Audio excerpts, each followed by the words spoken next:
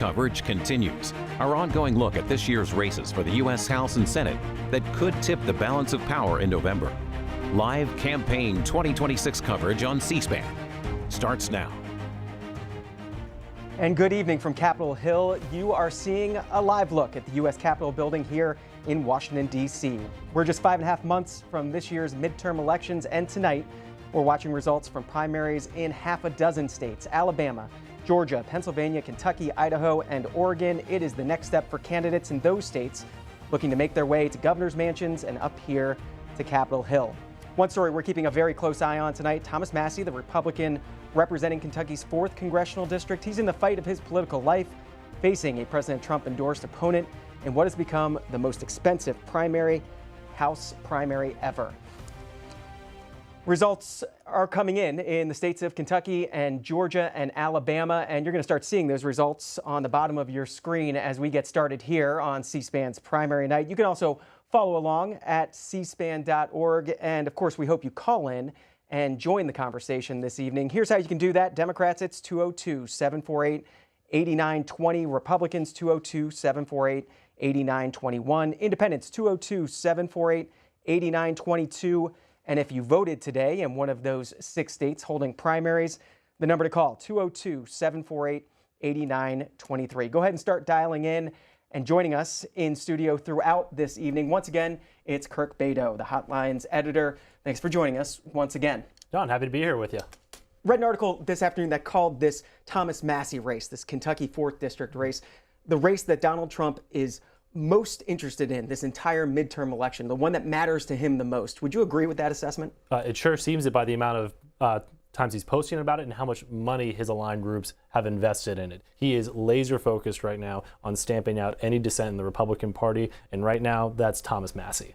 The most expensive House primary ever, clocking in at more than $33 million in spending.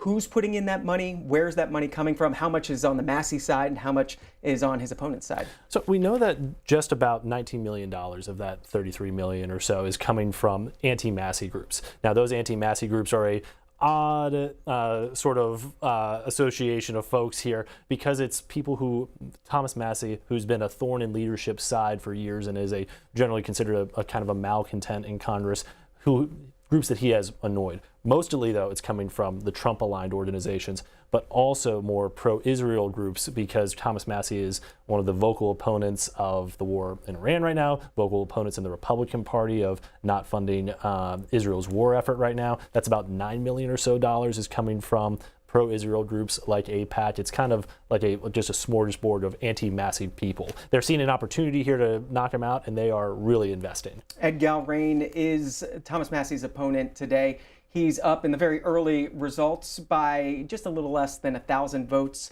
It's about 4,100 votes to 3,200. Again, polls just closing, so those results just coming in. Kirk Bedo, who is Ed Galrain?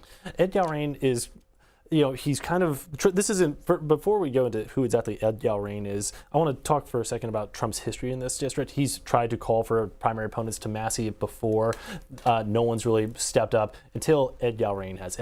Ed Galrain is a former Navy SEAL, guy who's, at least on the surface, pretty MAGA here. What is interesting here is that Thomas Massie's also had a lot of spending on his side. There's been a dark money group, a Kentucky 4th PAC that has spent about $6.5 million trying to define Ed Galrain here. And they're not really focusing on his credentials, at least in terms of his accomplishments, but more of his loyalty to Trump. This is what this primary is about. Not just Trump going after Massie because he hasn't been sufficiently MAGA or loyal to him, but Massie going after Ed Galrain as well because he previously left the Republican Party, dropped his party registration. That's been a big thing on the ads here. But Ed Galrain is going out there and saying that, I'm a dyed-in-the-wool MAGA guy. Thomas Massie, he has the track record of voting against Trump. He's trying to vote for Nancy Pelosi. And that's kind of what the primary has been fought over.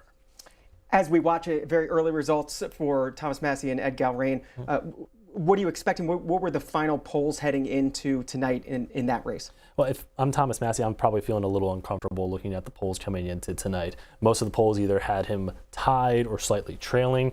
Look at Trump's track record, though, so far this primary season. He wiped out nearly all the Indiana state lawmakers who voted against his redistricting effort. Just this past weekend, Bill Cassidy finished third in the primary. He's not even making the runoff. That hasn't happened to an incumbent senator since, I believe, the Kennedy administration.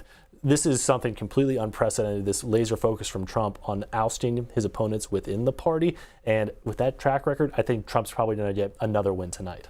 Again, we are taking your phone calls throughout the night, and as we do, we want to hear your thoughts on these primaries. Here's the phone numbers again, 202-748-8920 for Democrats, Independents, 202-748-8921. We'll put all the numbers on the screen for you. I want to especially note that phone line for those who voted in today's 6 primaries, 202-748-8923. And we want to show you the results in the Senate primary, the Republican Senate primary in the Bluegrass state. Andy Barr appears to have won. The check mark there against Andy Barr's name in that race. Who is Andy Barr, and was this expected that it would be such a quick call in Kentucky? I didn't expect it to be quite this quick, but it goes to show the power of Trump's endorsement. Now, Trump came in kind of at the 11th hour here, not quite as quick or as close to the election as he did in the Texas Senate race today, but Trump cleared the field for this about two weeks or so ago when he persuaded Nate Morris, who is this tech entrepreneur based out of Kentucky, who wasn't doing a whole lot of good in the polls, to drop out, to take a position potentially in the administration. And it became a two-man race between Andy Barr and Daniel Cameron, and Trump quickly endorsed Andy Barr. Now, Andy Barr is a representative from Kentucky, not exactly dyed-in-the-wool MAGA, I would say, but knows how to play the Trump game at least a little bit more successful than some of his other Republicans who Trump has in his sights here. Daniel Cameron was the attorney general who ran against Andy Beshear for governor in 2023 and lost. Now, Daniel Cameron's biggest sin here might have just been not waiting until now to run for Mitch McConnell's seat. Again, Mitch McConnell's retired. That's why we're having this. And Daniel Cameron was seen as McConnell's protege.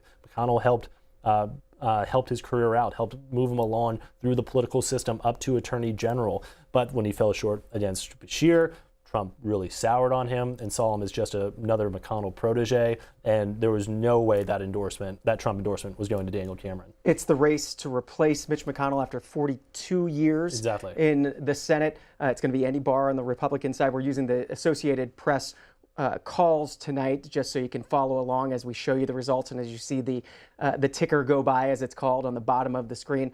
Who is Andy Barr likely going to be facing in the Senate race? Who's going to come out on the Democratic side? It looks like, at least of some of these early results here, that it's probably going to be Charles Booker, who ran for this seat previously. I don't think either Charles Booker or Amy McGrath, who ran against Mitch McConnell as well, raised a ton of money but didn't really come close to beating him. I don't think either of them, even in an open seat, even with the wind at the political wind at their back, that they're going to have much of a shot here. They might make it a little bit more competitive because it's an open seat, but I think we're safe to say that this primary tonight is a de facto general election.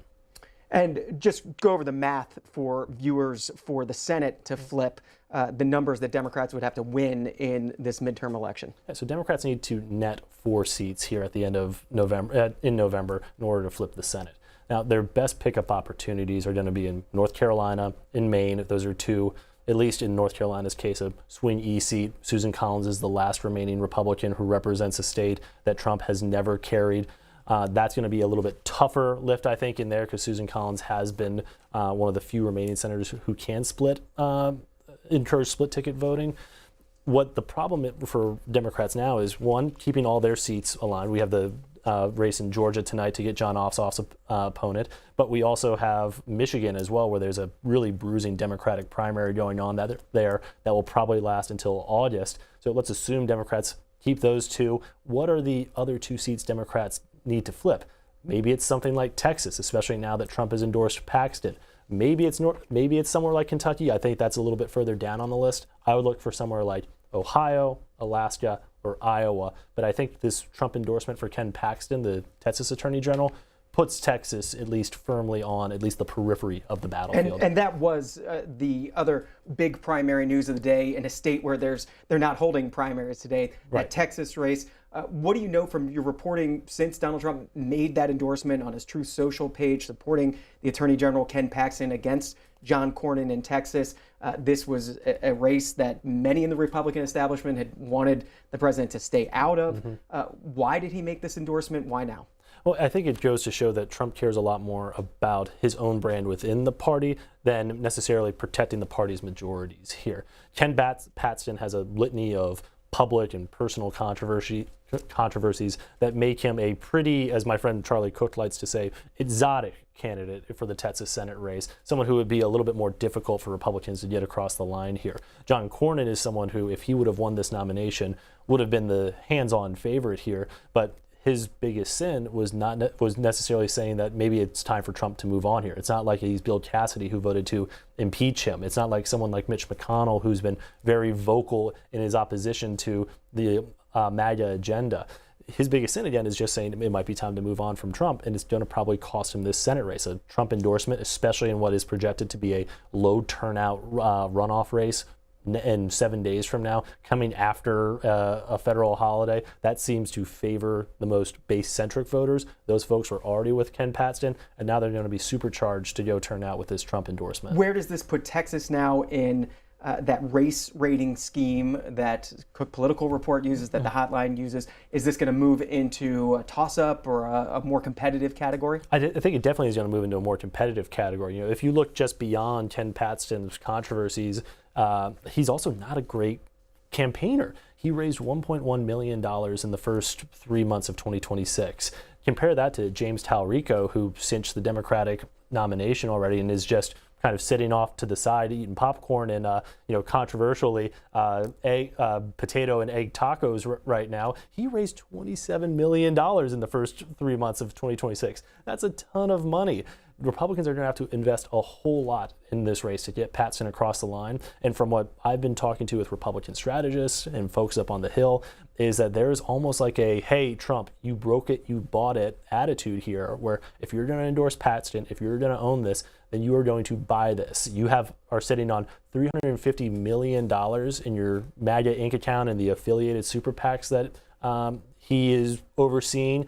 You're going to be the one who has to put in this $75 million, $100 million to get Ken Paxton across the line, because Democrats are going to be really fired up in Texas. And John Cornyn, with his statement on his social media page after the endorsement came out from President Trump on his Truth Social page, John Cornyn saying, "I've worked closely with President Trump through both of his presidential terms and voted with him more than 99% of the time. He has consistently called me a friend in this race. It is now time for Texas Republican voters to decide if they want a strong nominee to help our GOP candidate down ballot and defeat Talarico in November, or a weak nominee who jeopardizes everything we care about. I trust the Republican voters of Texas." What do you read in that statement? I read that he is very upset and was also caught blindsided by this as well, and that he is trying to make lemonade out of lemons right now, because this is not a great situation to be in here. And it's kind of the same situation that Thomas Massie finds himself in too. You read John Cornyn there was really emphasizing his loyalty to Trump, all the times that he's worked with him, that they're more similar than they are different. Thomas Massie was doing the same thing on the campaign trail. I think Cornyn and Thomas Massie's pinned tweets were both pictures of them with Trump, arm in arm, or doing the signature Trump thumbs up. That's the currency of the Republican primaries, and now they're sort of bankrupt with it without Trump's endorsement. So bring me to a toss-up race that we are watching, the Georgia Senate race. What are we going to find out tonight? Well, what's interesting is because that there was a bottleneck of B-list Republicans who are running in that race now to take on Jon Ossoff after popular two-term Republican Governor Brian Kemp said, "I don't want to challenge Jon Ossoff." Our friends over at the Cook Political Report actually shifted that slightly into Democrats' favor outside the toss-up zone. And Jon Ossoff has 13.5 million reasons why they did that. He is one of the best fundraisers in the country and is sitting on this massive war chest off to the side while these Republicans are spending about to zero right now in this really competitive primary that probably won't be figured out tonight. I think we're going to go into a June 16th runoff, at least in the Senate race down there. Well, let me come back to the Bluegrass State and we want to go on the ground in the Bluegrass State. Joining us from Spectrum News, Kentucky, it's Mario Anderson, one of their anchors there. A busy night for you in Kentucky. Mario Anderson, what was Thomas Massie's closing message to the people of Kentucky? And from the results you've seen so far, does it seem like it was working?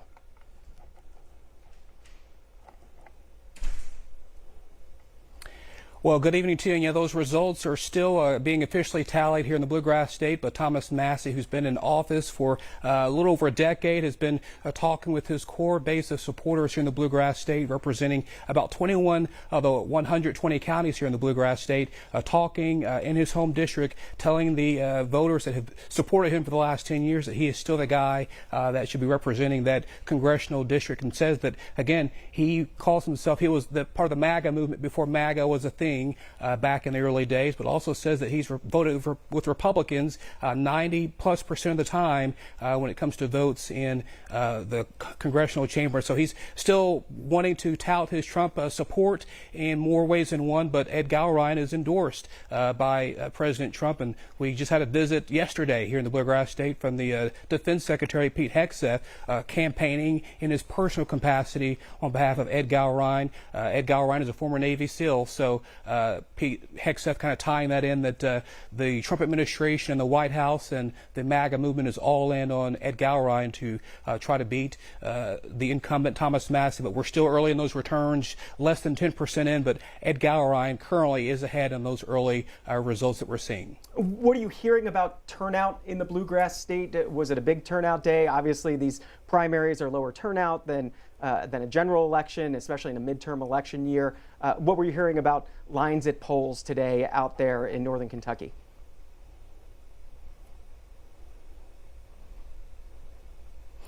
So the projected statewide voter turnout as a whole is supposed to be only around 20% here in the Bluegrass State. So just for that northern Kentucky area, we could see a lower voter turnout. But that's what Thomas Massie, he's hoping that he can get his core base out, regardless of a low turnout or not. But we've been seeing and hearing long lines at those voting precincts across the state. The polls officially closed in the northern Kentucky district about an hour ago.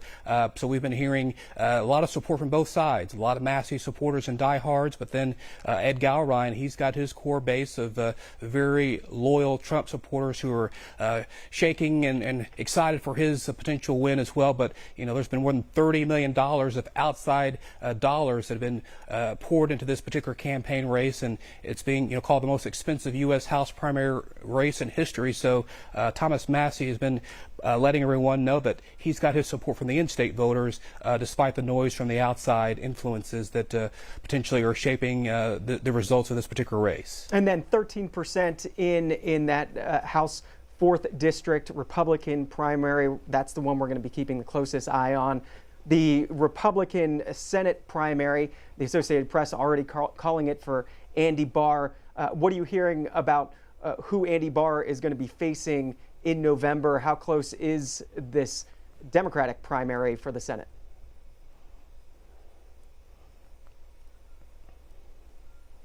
Well, no Democrat has represented Kentucky in the U.S. Senate since the 1990s. That was Wendell Ford, who was very well known back in the day. So several decades since a Democrat has actually made it out of a primary and onto the U.S. Senate. But Andy Barr, who's a current congressman, been in D.C. for about 10 years, he's very confident. He was confident from the day he launched this particular race in the Republican primary. Shortly after the polls closed, his team was ready to announce their victory celebration, and the potential nominee could be either Amy McGrath, who was the 2020 nominee for U.S. Senate representing the Democrats, but then also Charles Booker. He is also has a lot of name recognition, is known for his progressive policies and Hood to the Holler campaign. That's what he's known for here in the Bluegrass State. He actually was the 2022 nominee for U.S. Senate, and he lost to Rand Paul that year. So those are it's a rematch between those two. They were both on the ballot together in 2020, but again, those vote totals are still coming in. So we'll see what happens. Currently, Amy McGrath is in the lead at this particular hour, but the votes are trickling in across the state. So those numbers are fluctuating even as we're speaking to you live this evening. A busy night in the Bluegrass State. Mario Anderson, we will let you get back to it and let you keep track of all of that for your viewers there at Spectrum News Kentucky. We appreciate your time. Kirk Beto, continuing here with what we're watching the rest of the way. We've talked about Kentucky. We've talked about Georgia. What should we be watching for in Alabama, the other state where polls have already closed tonight? This is a much more kind of low-key race right now. Tommy Tuberville, the senator there, he's probably going to be a shoe-in to replace Governor Kay Ivey, who's been term limited. There's not going to be much drama, at least in that race. What I'm going to be watching pretty closely is what's going on in the governor's the Senate race to replace Tommy Tuberville.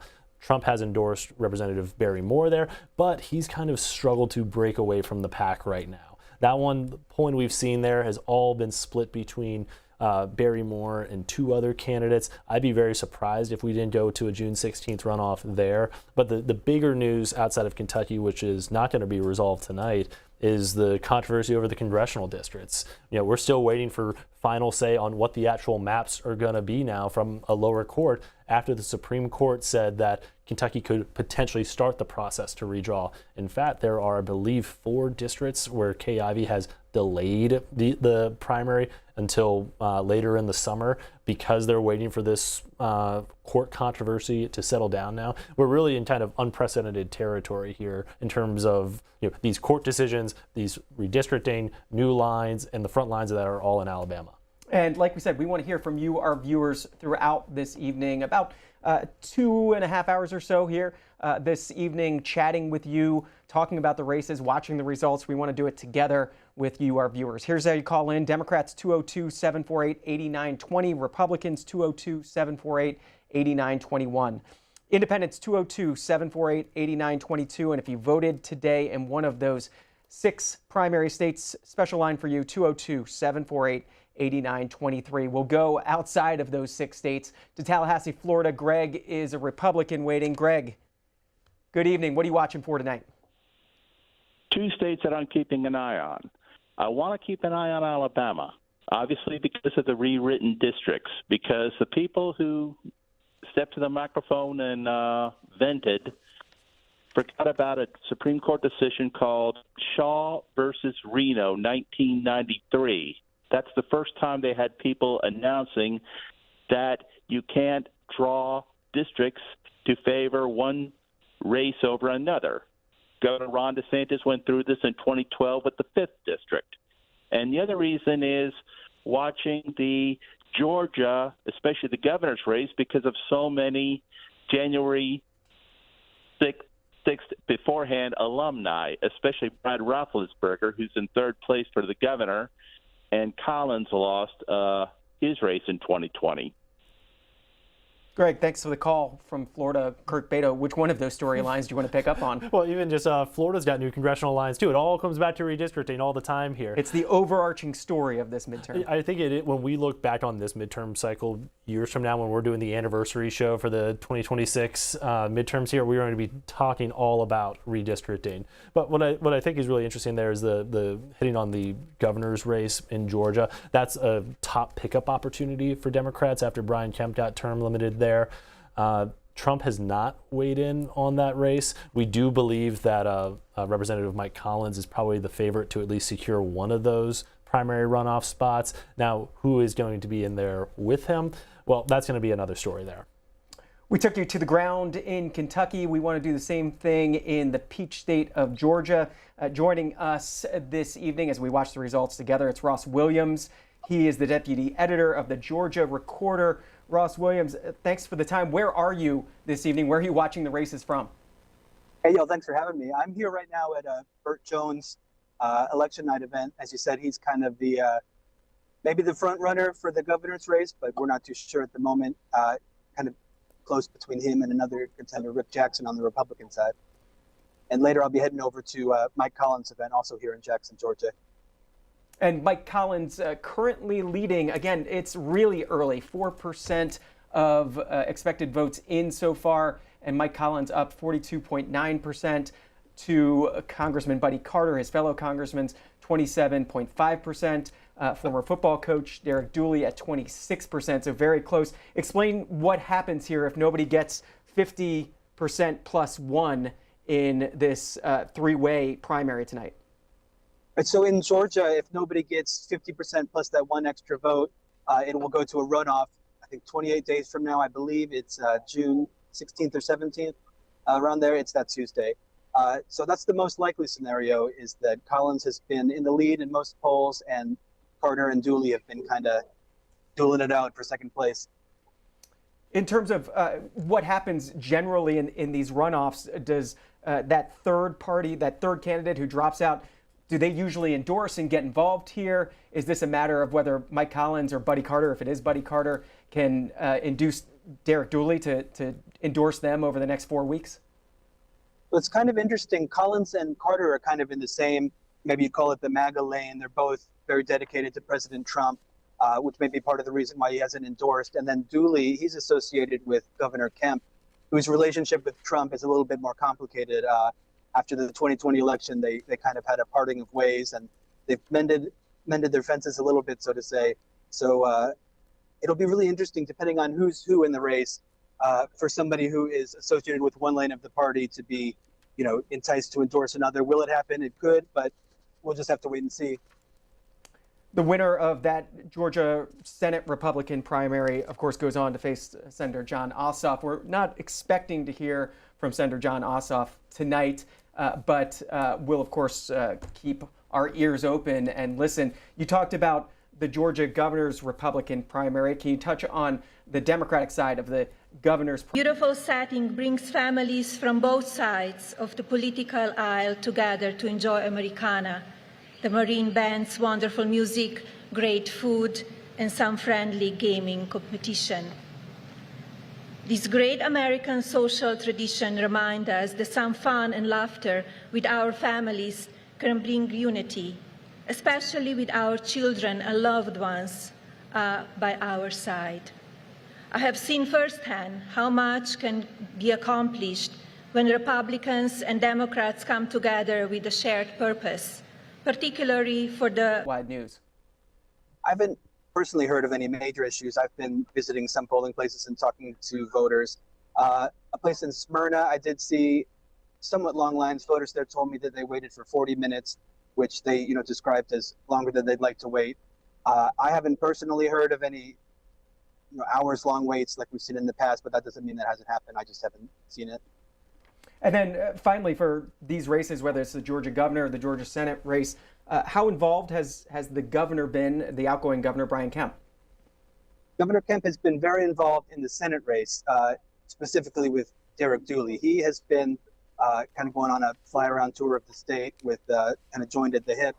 The governor, First Lady Marty Kemp, and Derek Dooley have been touring Republican areas. And he's been seeing some momentum in polls. It's still hard to say who's going to come in that second place spot. But if it is Dooley, he has Governor Kemp to thank for sure.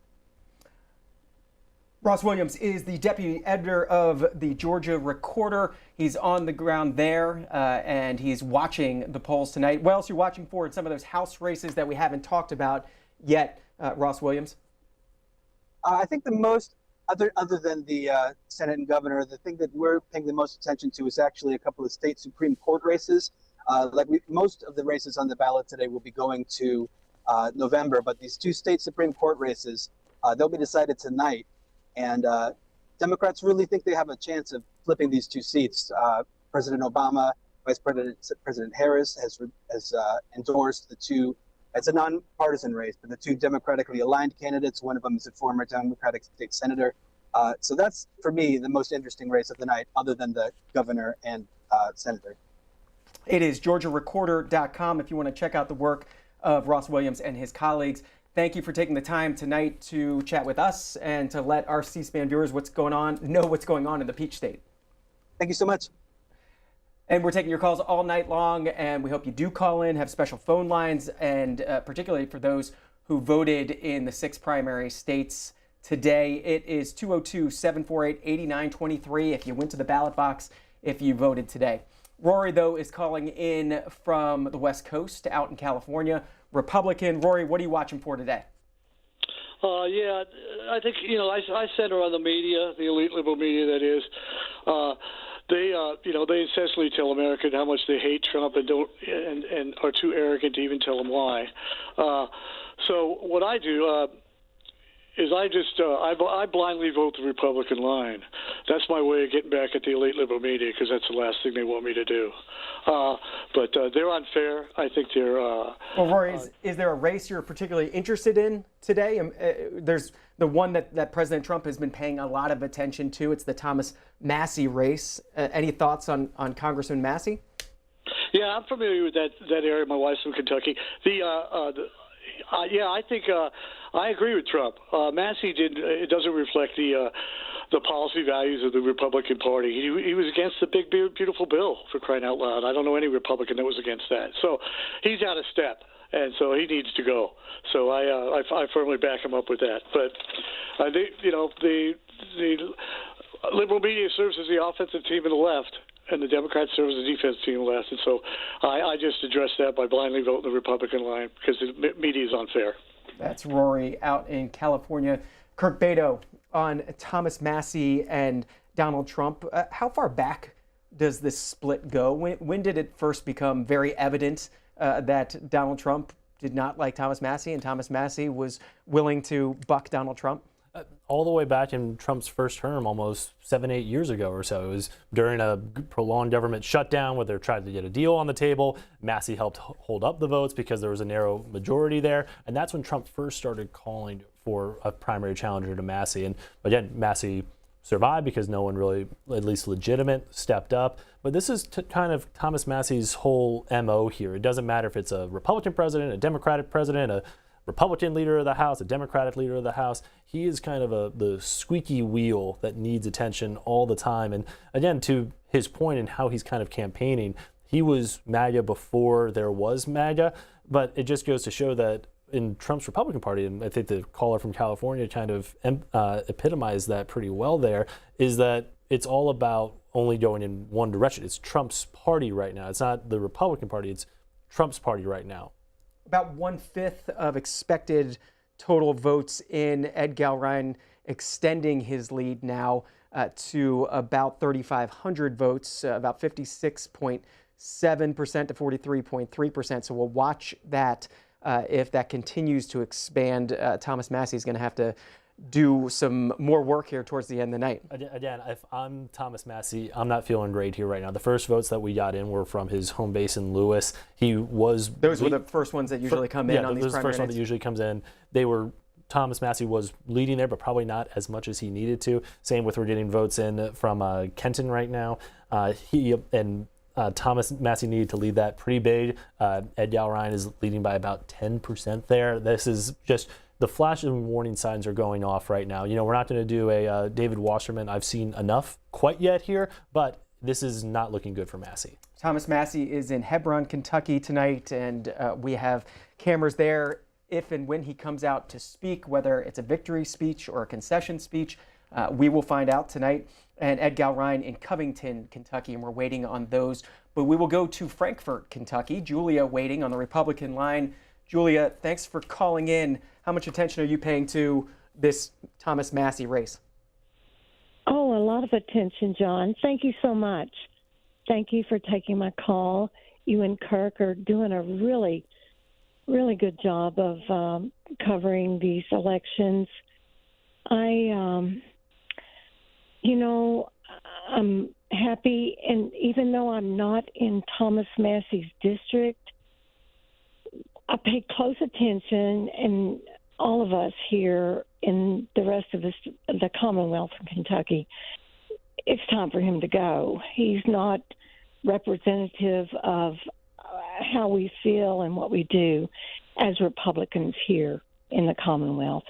And I was very disappointed this afternoon to see the Senate vote on the War Powers Act. And Rand Paul has really, really disappointed us. And Murkowski, Collins, and of course, Cassidy with the bitter pill that he just really sunk. He was third in that election, and rightfully so. Julie, what? Ooh. Go ahead. I was going to ask her what congressional district she's in. If she's near Frankfort, that might be the old Andy Barr seat where there could be a competitive race. No. Andy Barr is away. He's going to take it away. Andy Barr and James Comer. they will be there. No, Andy will be our next senator, replacing Mitch. And who do you want to see replace Andy Barr in the House? Well, I guess we'll wait to see how that goes. But I definitely want a Republican in there. That's Julia calling in from Frankfort, Kentucky, on the Republican line.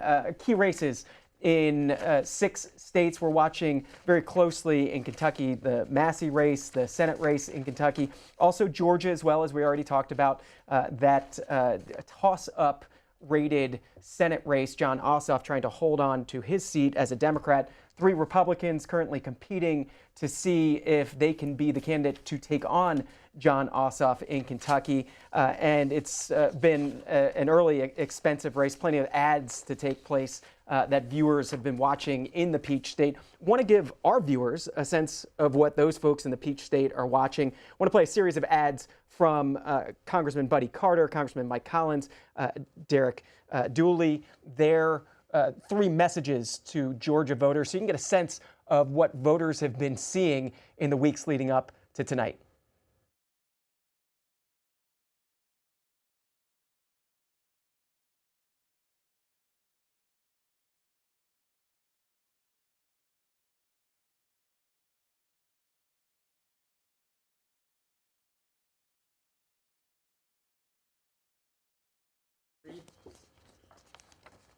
And it's a lot easier when you can hear the ad and not just see the ad. So we will get that fixed and we'll show it to you. But we want to continue to talk about these races tonight, and we want to hear from you this evening. Here's how you can call in. Democrats 202-748-8920. Republicans 202-748-8921. Independents 202-748-8922. Kirk Beto, we were talking about the Thomas Massey race, that it's the most expensive race ever, $33 million spent so far in a primary. Just put that in perspective. I remember 15, 16 years ago when I was covering races, $1 million House race was really expensive. What is $33 million buy this day and age? That used to be what you would see in presidential spending, $33 million. This is just incredible. And I think it goes to show that, our friends over at Ad Impact, which is a nonpartisan research firm, estimated that throughout all the races this cycle between Senate, House, and the governor's race, that there would be $10.8 billion, that's billion with a B, spent on campaign advertisements this year. That is absolutely insane. And in the 18 toss-up races in the House, they estimated that over $46 million would be spent on those alone. So the fact that we're getting $33 million out of a safe seat, it's just insane to think about and completely unheard of even just a few years ago. These elections are getting much, much more expensive all the time. This is supposed to be the most expensive midterm cycle on record, and there doesn't seem to be slowing anytime soon. Every 2 years, we are going to have the most expensive election of our lifetime. You've heard about the most important election of our lifetime. This is going to be the most expensive election of our lifetime. The House in play, the Senate in play, and with Senate races being a key part of tonight's primaries, we are very happy to be joined by Jessica Taylor, the Senate and Governors editor at the Cook Political Report. C-SPAN viewers know her well. Good evening to you. Good evening. I know it's been a busy evening for you already, jumping on several different events. Thanks for joining us. Thanks for having taking me. Phone calls on C-SPAN. And I have to start with not one of these states that we're talking about tonight, but I want to start in Texas and the news today about President Trump's endorsement of Ken Paxton. What was your take on that unexpected Truth Social post? I was very surprised. I thought that if Trump was going to issue an endorsement, we thought early on it was going to be John Cornyn in the wake of he overperformed in that March primary. He came in first. And so leaders have been really pushing him to endorse Cornyn because that would almost take the race off the map. But instead, he gave into sort of his basest political instincts and went with his base. And so he has endorsed Paxton, and that is a race that if Ken Paxton is the nominee, that we would shift into a more competitive category next Tuesday night. So what does John Cornyn do? Is he circling the wagons right now? Is he making phone calls today to try to shore up some of those endorsements? Is it a money game right now? Explain kind of how this changes this race today? If it were just money, then John Cornyn would be walking away with this race. He has far more money. He's had far more money spent on his behalf. And Ken Paxton has very little right now. But ask Bill Cassidy how much the money helped him last Saturday night when he lost and didn't even make the runoff. And so I think that some of this money has diminishing returns when you are dealing with Trump's base doesn't care about that as much. That this is a primary electorate. The runoff is going to be more conservative. I was talking with sources in Texas before this, and a lot of them were not super optimistic about John Cornyn's chances. They thought that he might still have a fighting chance because he did have the better organization. He was able to target those voters and who they needed to turn out in the runoff. Early voting starting this week, they really felt like they could get their voters out, but people are very dejected today. Cornyn is actually headed back to D.C. for votes tomorrow. I think he's sort of keeping his head down. He's showing up to work. He's saying, I'm doing the work, and I've been a loyal foot soldier, which he has been, except for criticizing Trump in the run-up to 2024, which a lot of people have. I mean, Trump sort of does this selectively. His own vice president, J.D. Vance, once criticized him. And Lindsey Graham, who has become a very loyal ally, said, if we nominate Trump, we're going to get destroyed and we will deserve it. And Graham is now one of his closest political advisors. So I think Trump was a little bit of, riding a high from sacking Cassidy that voted to convict him on impeachment. But that vote didn't, endorsing against Cassidy was low stakes because the Louisiana Senate race was never going to be competitive. Texas is. Does it say something about how competitive, or I guess I should say, how confident President Trump is on being able to unseat Massey in this primary, that he came out today with this Paxton endorsement, that he didn't wait to see if, was I able to take him out or not? Is it a matter if he was confident enough that he'd seen something in the polling that he was willing to put this Paxton endorsement out even before we get the final results in Kentucky 4? I think it's to Jessica's point here that he's riding a real high from this win, the wins in not only Cassidy on the weekend, but also those Indiana state lawmakers as well. Which you were here to talk about that night? Exactly. He won those pretty convincingly. He put Cassidy in third place, which again has not happened in decades to a sitting senator. I do think that, I do wonder, when Cornyn he finished first place in that the primary back in March, and I wonder if that's stronger than expected result there, because I was under the impression that Paxton would maybe run away with at least be in first place then, if that gave Trump a little pause over who to endorse. But then there was this prolonged time here between that March primary and the runoff now where there was just sort of radio silence from Trump. Meanwhile, you have John Cornyn over here saying that Judgment Day is coming soon for Ken Paxton, that they were going to really drop the hammer on him. And the hammer never really dropped. And I wonder if Trump had jumped in earlier and maybe made an endorsement, if they would have been kind of, go all out. But instead, they're kind of in this purgatory waiting for Trump to make his move here, and they weren't able to go as hard maybe as they wanted, and now we're too late here. Jessica Taylor, before you joined us, we learned very quickly when polls closed, Andy Barr wrapping up the Republican Senate nomination in the Bluegrass state unexpectedly soon. What were your thoughts on how quickly that call came in? I'm not that shocked. Listen, this is another instance where Trump has endorsed, but I think that he endorsed the horse that was pulling ahead, let's say.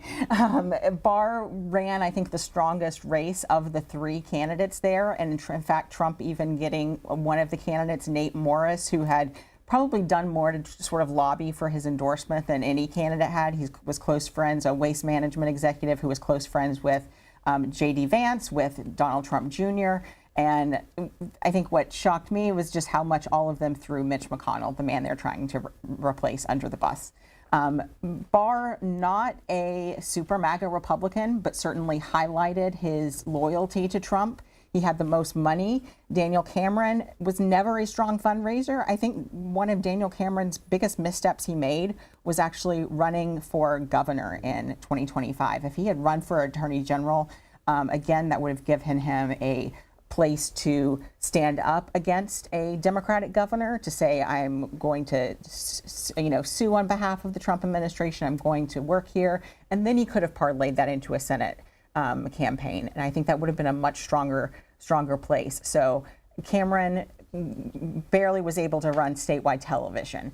So Barr, I was unsurprised by how quickly that race was called. And then Andy Barr will take on the winner of the Democratic Senate primary race between Charles Booker and Amy McGrath. What is your read of those results so far?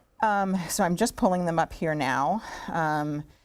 Booker's ahead narrowly in what we are seeing early on right now. That sort of mirrors the polling we've seen. What's interesting is both Booker and Amy McGrath have both been Senate nominees before. They've both fallen short. I expect, despite a lot of money being spent on both races. And I don't think we're going to see a lot of money pour into Kentucky this time. I don't think either candidate, I expect that it will probably be Booker. McGrath, I think, was able to raise a lot of money because she was running against Mitch McConnell, but that was really a fool's errand, and there's a lot more races that Democrats can give to far more effectively this cycle, and so I don't think that Kentucky is going to be up high on that list. Charles Booker ahead by just a few thousand votes over Amy McGrath, 22% of votes in. We'll keep watching those tallies throughout the night, and we will still take your phone calls, keep taking your phone calls throughout the night. Here's how you can call in. It's 202-748-8920 for Democrats, Republicans 202-748-8921, Independents 202-748-8922. And if you voted today, we definitely want to hear from you, 202-748-8923. Let me head back to Florida. Beth is on the line for Democrats. Beth, thanks for calling in this evening. What race are you most interested in? So I was watching the for Massey. I'm kind of curious to see how that goes. What do you think is going to happen here, Beth? And as a Democrat, what's your hope in this election? To be honest, I really find it disappointing that his entire base is turning on him because Trump told them to, because that's just kind of like blind faith. And I think if you really think about Massey and how he stood up for the Epstein survivors and how he reached across the aisle and worked, I think we need to think about people that can lead and work across the aisle more now than ever. And I think it's disappointing that Kentucky is going to lose him. And right now, Ed Galrein is expanding his lead. It's now over 5,000 votes. He's up 54.4% to 45.6%. We are about 50% of our way through expected votes tonight. No call yet. Kirk Beto on the Epstein files, the legislation for the release of the Epstein files, Thomas Massey's role in pushing that, and how much of that, whether that was a straw that broke the camel's back here with the president's willingness to go so hard in this election. Well, I think that was definitely a big part of this, especially with just getting Trump's attention and getting Trump's ire up. But it's remarkable how little that was played out publicly on the campaign trail. You didn't see Thomas Massey talking about it. You didn't see ads attacking him on it. What you saw were ads about his not delivering for his constituents in Kentucky, kind of very similar to the avalanche of ads that we saw in those Indiana state legislative races as well. They didn't mention redistricting there. They talked about how they are not being good representatives for their districts. They're not keeping their communities safe. They're not sufficiently loyal to the Make America Great Again agenda. The Epstein files, at least in terms of the $33 million spent on ads, didn't really come up a whole lot. And with this, the votes still trickling in here, Massey's got a little bit of a bump right now, but 60% of the votes are in right now. Ed Galrein is up about 8% right now. I wouldn't be surprised if we did a call here sooner rather than later, especially as more of the rural counties come trickling in, which would be Ed Galrein's base. As we're waiting for a call, we have calls. John is one of them. Kentucky, Democrat. It's Erlanger, Kentucky, which I believe, if I look at the map correctly, is just south of Cincinnati. John, go ahead. Yeah, that is correct.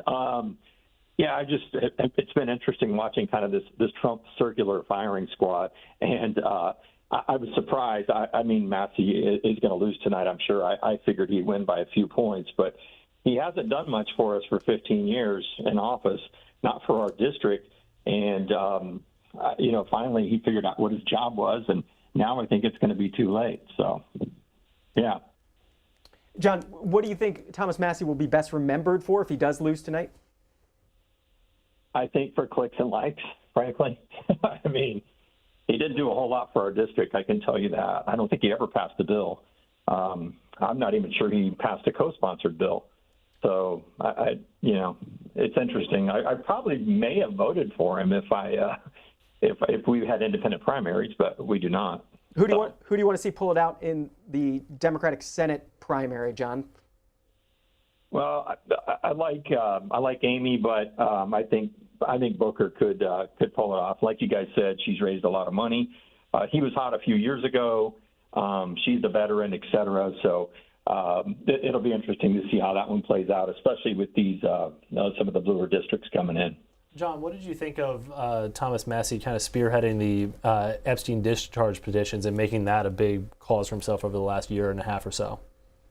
I think that's great, and it's sad that it took him 15 years to finally figure out what his job is. I mean, I was never a huge fan at all, but, too much, too little, too late, I suppose. John, thanks for the call. From Kentucky, the bluegrass state, very much on our radar, and the Peach State are going to be the ones we're going to be talking about the most. And Jessica Taylor, we have yet to get your take on the Georgia governor's race and what you're seeing already tonight. So it does look like Keisha Lance Bottoms, as we expected, has jumped out to an early lead there. The question to me is, right now she is over 50%. So can she avoid a runoff that would give them a pretty, there's only 18% of the vote in, so she's leading with about 64%. None really of Metro Atlanta in yet, which is where she should run particularly strong. There, she's leading everywhere across the state from the results that I'm seeing coming in so far. So if she can win without a runoff, that gives her a head start. We expect that the governor's race on the Republican side will go to a runoff. Burt Jones and Rick Jackson running very close there so far with 36 and 35%. Again, still a lot left to count there, but Bottoms is she would be a polarizing nominee. Why? Because she did not run for a second term as mayor of Atlanta. The only mayor in modern history to not do so. She went and she worked in the Biden White House. She was mayor, though, during 2020, during very difficult times, of course, for the city with COVID and George Floyd protests. So Republicans, there's some really ready-made ads on her with crime and images that they can use from protests and different things. So that worries some Democrats that I have talked to, and Republicans feel like she would be their easiest nominee. But even Republicans that I've talked to in recent days also feel like, though, with just the worsening national environment, that it's very possible that she could win. Remember, we've never had a black woman as governor. Stacey Abrams, of course, tried twice. Came up short in 2018 against Brian Kemp, further out in 2022. So this could hurt. If she were able to win, it would be historic, and it would be, again, the third time in a row that Georgia Democrats have nominated a black woman to lead the gubernatorial ticket. If it is Keisha Lance Bottoms, and again, she, as you noted, is up pretty decisively, only 18% reporting from the numbers we have, but up by over 110,000 votes. If it is Keisha Lance Bottoms, who does she want to run against? Who would be her pick of these three Republicans who are competing for that? I think it would be Burt Jones, the lieutenant governor, who has Trump's endorsement. Now, he has family money, but he does not have as much money as Rick Jackson, who came in the race, was a surprise entrant in February, and has really upended there. He spent $80 million of his own money. He's a billionaire healthcare staffing company executive. So he would be able to completely self-finance his campaign and could really even help a Georgia Senate candidate there against Jon Ossoff as well. Remind viewers who Brad Raffensperger is. Brad Raffensperger is the Secretary of State. He's running a pretty distant third at this point. And he, of course, resisted Trump's entreaties to overturn the election result in 2020. He managed, though, to win re-election as Secretary of State. I think that it could have been a really interesting race if it were Jones versus Raffensperger, perhaps. You have, again, the Attorney General, Chris Carr, also a fourth candidate there. running even further behind. But I think this has really been the Jones versus Jackson show for several months now. It's really, I was just going to say, it's really interesting that, we're talking all about the power of Trump's endorsement here, especially in the Massey race. We're talking about it in the Kentucky Senate race as well. But in places like Alabama and Georgia, he has picked a candidate in these in the gubernatorial races, but he hasn't been able to elevate Burt Jones up. And this is one of those races, like you were pointing out, where money really made a lot of difference when Rick Jackson came in and dropped $80 million into that race. It really reshaped the dynamic. I did even wonder today, did he think that, the story was going to be, yes, he knocks off Massey, but his favorite candidate in Georgia finishing second, maybe not getting across the runoff finish line in Alabama. Is this a way to sort of turn the narrative, because we're all talking about John Cornyn a little bit, and so I did wonder, you kind of go through the theories in your head of why Trump does stuff, which I think is a little futile to think about. If he's going to do it, what is the timing on when he does it? Exactly. Kirk Beto, take us, actually, let me come back to the Kentucky race, and I think we have a call in the 4th District. Ed Galrine, Associated Press, has called it over Thomas Massey. Thomas Massey will not be returning to Congress. That Trump endorsement comes through for Ed Galrine. Your immediate reaction here? We are less than an hour after polls close, 72% in. I thought this would be an early night here. This is earlier than I expected. If we look at this big picture here for a second, Trump has endorsed against 11 incumbent either governors, senators, or members of Congress. He is now going to be 7 for 11 here right now. That's a pretty impressive track record here, knocking off a midst of sitting senators like Bill Cassidy, Thomas Massey. There are others, especially in that 22 cycle. He tried to purge the party of all the folks who voted to impeach him. And I think this is going to be the headline tomorrow, is that Thomas Massey's going down. And we expect Thomas Massey to speak, and if he does, we'll of course bring that to you live, let you hear what he has to say. We're all eager to hear what he has to say after, once again, the Associated Press calling this race for Ed Galrine. Thomas Massey not coming back for what would be an 8th term in Congress. It is a reliably Republican district. Ed Galrine will most likely be the next United States Congressman from the 4th District of Kentucky. Jessica Taylor, your reaction? Actually, Jessica Taylor, hold that thought for 1 second. I want to go to Daniel Cameron's campaign. He just came out to speak in his Senate campaign. Let me take viewers there now.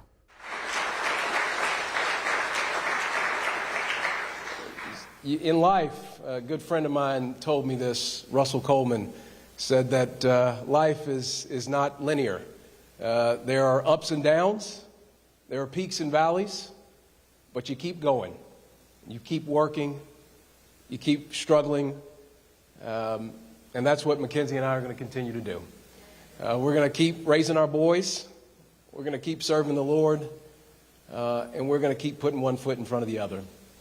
And I know every single one of you all have stood firm with us along this journey, and I'm grateful.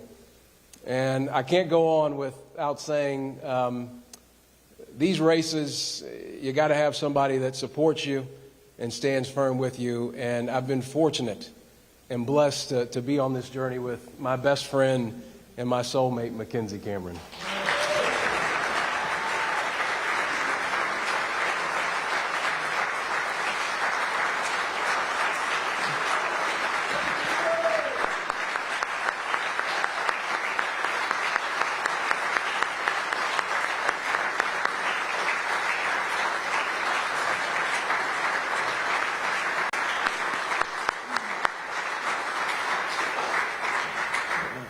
A lot of you all, over the course of these last several weeks, got to see me out on the trail as we did our statewide tour. But that was only possible because of Mackenzie, because she was willing to do a lot of bath time and get them in for bedtime by herself. And I told her that she's been our anchor, and she has been the cornerstone of our family and our rock. And I'll be forever grateful for her being on this journey with us.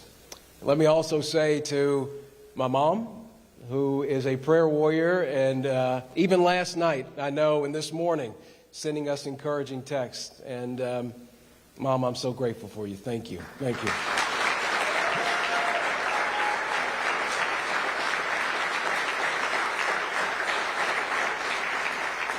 And to my dad, who just recently moved back, however, he did not become a Kentucky voter. He's just across the river in Indiana, but Dad, so thankful that you're here tonight as well, and glad that you're back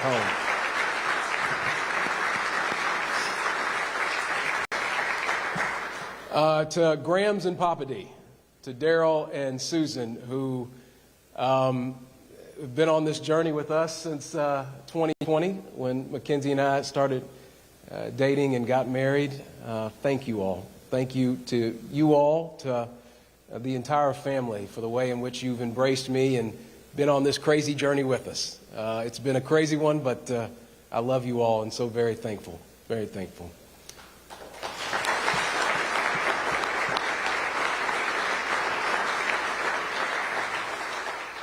And I want to say to Nathaniel... That's Daniel Cameron speaking from LaGrange, Kentucky. His concession speech, Daniel Cameron losing his Republican Senate primary bid to Andy Barr. Andy Barr will be the nominee to try to fill the seat of Mitch McConnell after 42 years in the Senate. And we are waiting to see who Andy Barr will be taking on in the general election come November. We're watching results. We are waiting particularly for Thomas Massie to come out from his campaign headquarters in Hebron, Kentucky. Thomas Massie losing that very high-profile 4th District of Kentucky race. Ed Ryan is in Covington, Kentucky. If he gives a victory speech, we'll bring you that as well. And we want to get your reaction.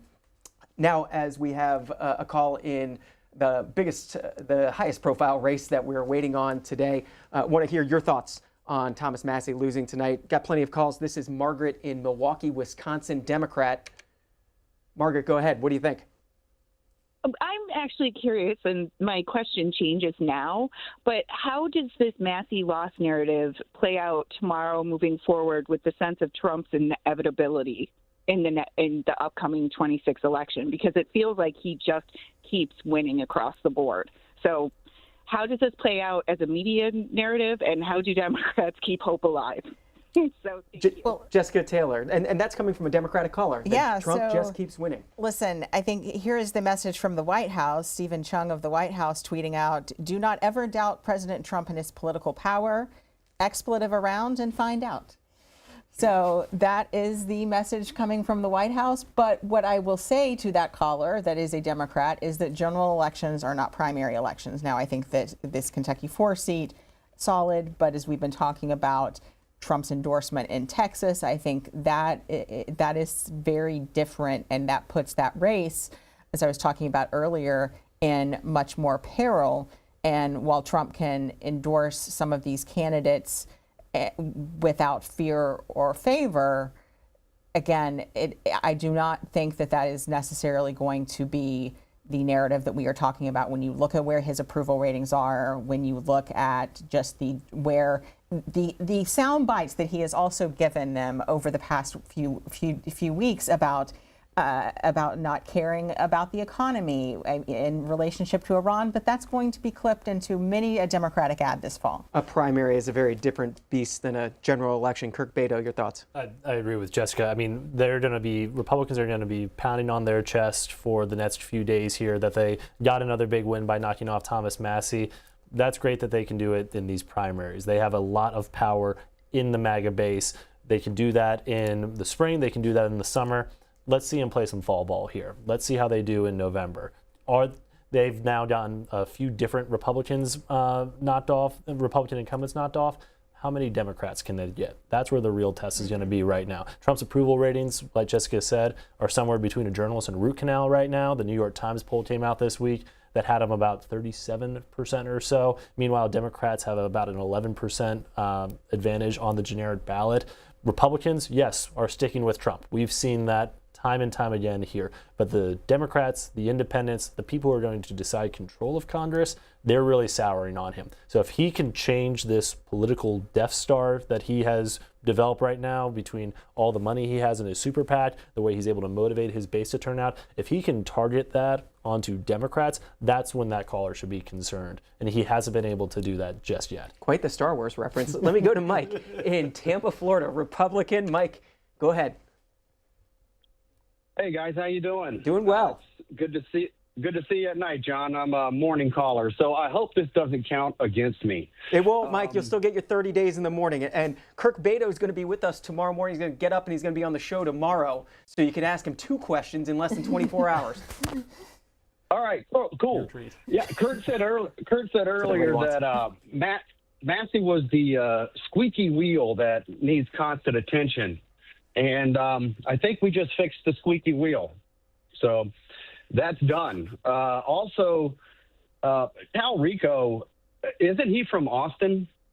He is from Austin, yes. Right. And how is that going to translate across the state of Texas? Probably not very well, despite what everybody thinks. And, you know, Thune could have kept Cornyn if he just passed the SAVE Act, you know? And I bet you that Thune will probably face a primary in 2028 as well, because it's not just Trump, it's us, the Republican voters. I'm 51. I've been voting Republican all my life. And one of my favorite jokes is I'd like to have 6 Republicans, politicians, bury me so they can let me down one last time. So, Mike, that's very good. Thanks for the call, Mike. Jessica Taylor, bring me to John Thune. Is he up in 2028? Is Mike correct about that? He is.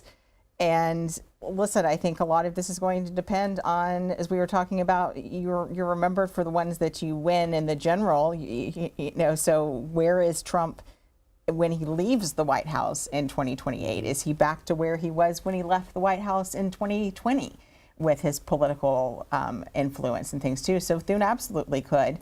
And South Dakota could be ripe for that.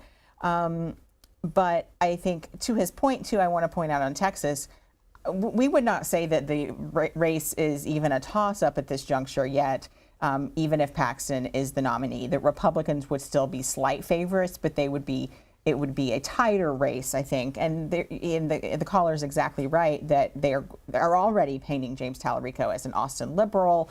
He is a seminary student, but you've already seen them seize on his comments about multiple genders and God is non-binary. So those are things that you are absolutely going to see Republicans seizing on with Talarico. But Talarico is going to have money.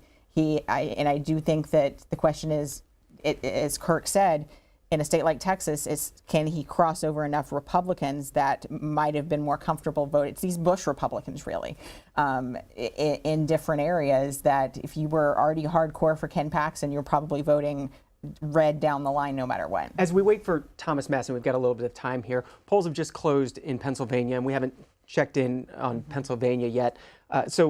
Just can we start on the governor's race in Pennsylvania while we have the time? And if Thomas Massie comes out, we'll jump back to Thomas Massie.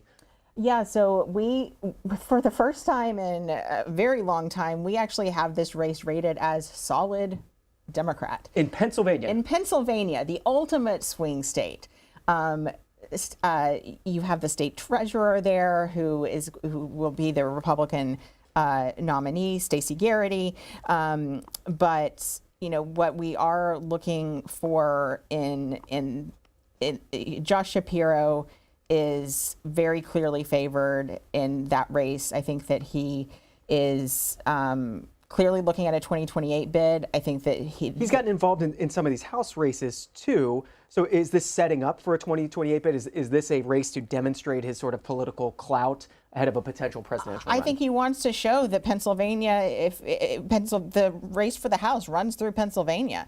And so if he can say, look, we helped take back the House, I was able to put together this commanding victory in a swing state like Pennsylvania, and that is only going to help his case, I think, in 2028. But the question is the Democratic base electorate, are they going to be motivated by an electability argument? Republicans aren't.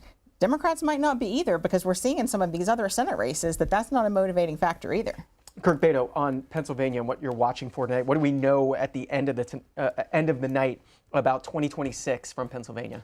To Jessica's point, she summarized it perfectly. The race for the House will be decided in Pennsylvania. It will be decided in places like Michigan and in Iowa. These are states that have been untouched, at least so far, from the redistricting mess here. Most of the competitive races are in Pennsylvania and those Midwest states. What we're going to look for at the end of the night are 3 key races there. Pennsylvania 7, Pennsylvania 8, and Pennsylvania 10. Those are all the squarely on the battlefield here. All of them are represented by Republicans. We have a little bit of a competitive primary in that PA 7 race. That's the Lehigh Valley Allentown race, a race that Governor Josh Shapiro has gotten very involved in. His endorsed candidate is Bob Brooks, who's a firefighter, union leader. He's one of the few candidates who's actually united the Shapiro wing of the party and the Bernie Sanders wing of the party. He's leading with the first votes in right now, and he's the one that the DCCC is also named on their red to blue list. That is a must-win race for Democrats. And we can show voters that primary results right now. He's up about 12%, just 20% of votes in so far, so it's still very early. You can see it's still in the thousands of votes, but Bob Brooks up there. Yeah, and that is a must-win race. That's, again, the Allentown race. That's Ryan McKenzie's seat. That's one of the key races that I'll be watching pretty early on in November to see how Democrats are doing. If Democrats flip that race, I think they're going to be on track to win the majority at the end of the night. And since Thomas Massie has been kind enough to give us a little more time, let's talk about the Gem State and the Beaver State, Idaho and Oregon. What are you watching for tonight? And those polls are going to be closing later tonight, so results are going to be coming in after we're off the air. We'll talk about them tomorrow morning at 7 a.m. There you go. That's why we have you. It'll be great. In the Oregon race, there's not really a whole lot of competitive primaries that we're watching. Those are obviously states, at least for our purposes, looking toward November, that are going to be necessarily the big deciders in there. What I'm watching it for in Oregon is who Tina Kotek is going to be facing. That has been a race that could be potentially on the bubble here. Jessica would probably know better than I do, but that Republican primary has been pretty competitive. There was a third-party candidate 4 years ago that made the race seem like it could be a little bit more competitive. So I'll be paying close attention to what Republican comes out of there. Yeah, so I am watching that Republican primary. You have the former Portland Trailblazer Chris Dudley running against Christine Drazen, who was the Republican 2022 nominee. Drazen has led in what little public polling we have seen probably there. Another state representative, Ed Deal, also running. Kotek's approvals haven't been great, but I think that it's still in a Democratic year in a Democratic state. We still rate that race solid Democratic as of now. It's certainly one that I am watching that could shift. But I think that in this type of year, you'd have to have a Republican, a unique type of Republican, and maybe they are able to run a campaign. I mean, there's a lot of homelessness issues in Portland, especially. That certainly Republicans will make an issue of, and that was one of the things that that Drazen in that 2022 campaign also brought up. So we're watching it, but I think the Democrat in a year like this still favored.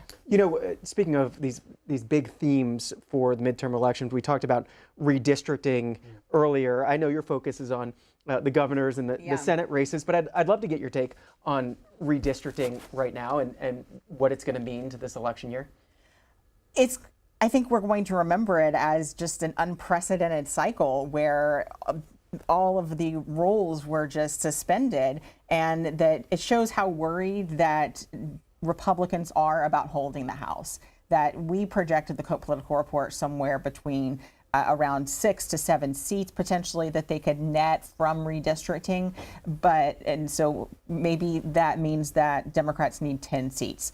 In this type of year with the generic ballot somewhere between 6, 7 double digits maybe, we're talking about a smaller Democratic majority because of that, but Democrats are still the favorite there. What I think, unfortunately, what all of this has unleashed is that we were moving perhaps it had stalled, but toward more of a, good government type, talking about what is best for the state of democracy and ways that we draw the lines.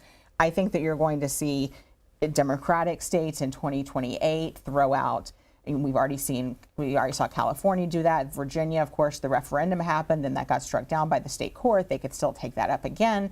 Louise Lucas is already talking about that. You could see New York and Colorado move to redraw a lot of these things. So, I mean, it really, the precedent is long gone at this point, and I think that we are going to see perhaps just one-party states increasingly. Well, let me take viewers back to Thomas Massie's campaign headquarters in Hebron, Kentucky. He just came out to speak with voters. Thomas Massie will not be returning to Congress next year.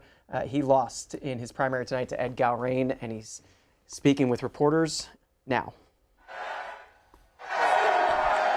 Reporters, not reporters.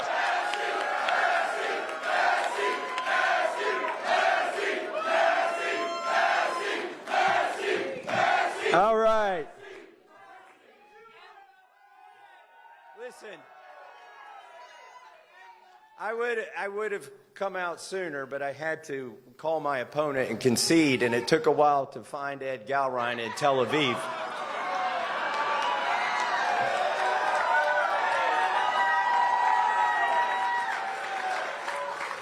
I did get the call through, though. I have called and conceded the race. We've been honorable the whole time, and we're going to stay that way. You know, welcome to the most expensive congressional primary ever in the 250-year history of this country. It's not just the most expensive. This thing went on longer than Vietnam. It started 9 months ago, and they didn't even have a candidate, and they decided they want to take me out. I want to start by thanking the volunteers who have put so much effort into this. Some of you came from all across the country. Some of you are homegrown. I love all of you.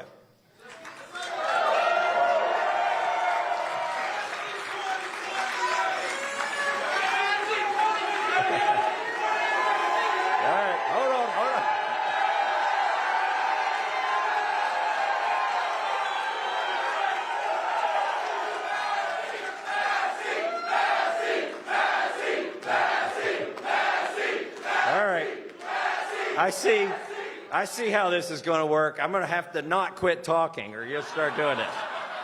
I want to thank my staff, too. Some of my staff have been with me from the very first race in 2012, and they have done so much. We've never had, contrary to all the BS you've heard, we've never had a single ethics complaint filed against me or my staff in 14 years.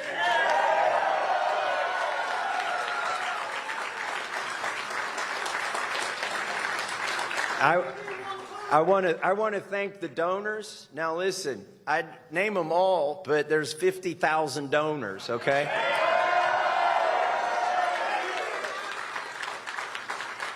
We didn't lose this race because we didn't have enough money.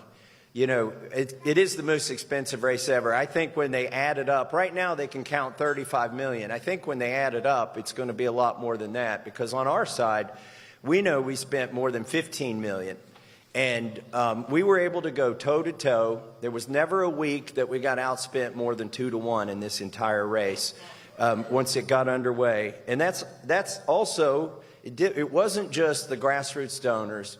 We had a long time, one of my longest friends, he went through a rough spell, and I never left him. I always supported him. And he actually started the Super PAC, the one that nobody knows who runs it, Cliff Maloney. If you're around, would you come up here? Maybe I can get him out here to take some credit. Or if he's in the crowd, just pick him up and surf him over here. Cliff.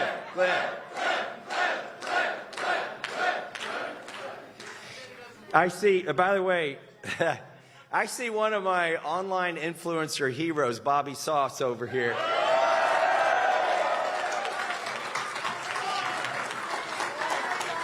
There were a lot of surreal moments in this race, and frankly, in being in Congress. But being in a side-by-side racing through the woods with Bobby Sauce was definitely on my, it wasn't even on my bucket list. It was amazing. So, and getting to that point, I want to thank the influencers who came all this way and produced all the videos and got out the young vote.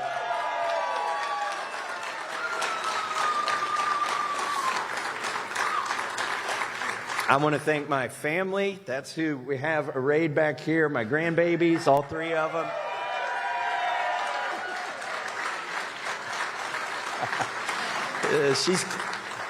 She's clapping, too. It's a little bit overwhelming for them, but they are what recharges my batteries when I come back from Washington, D.C., these grandbabies. And that's what we're fighting for, really, is the next generation and the next generation after that.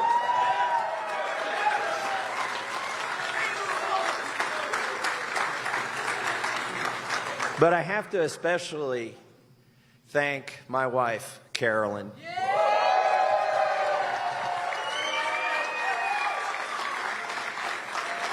Her parents knew what they were doing when they named her. Her middle name is Grace. And, but she's a fighter. I mean, she's been tweeted at twice by the chief executive of the most powerful country in the world. She blames me for that because I didn't invite him to the wedding.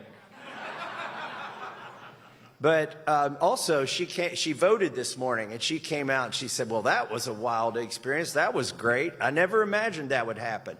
And I said, what happened? She said, I got to vote for my husband and my favorite congressman. I said, that's practically a throuple.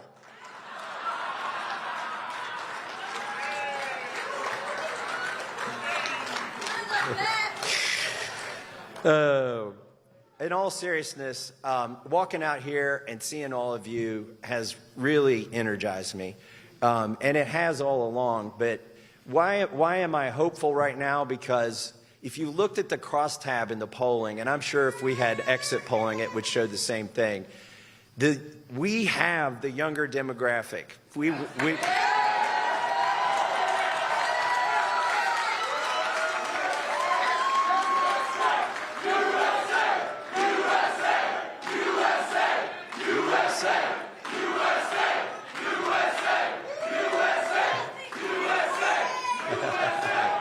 You are patriots, and you will inherit this country, and you will make it better, and I am hopeful because of that. Thank you.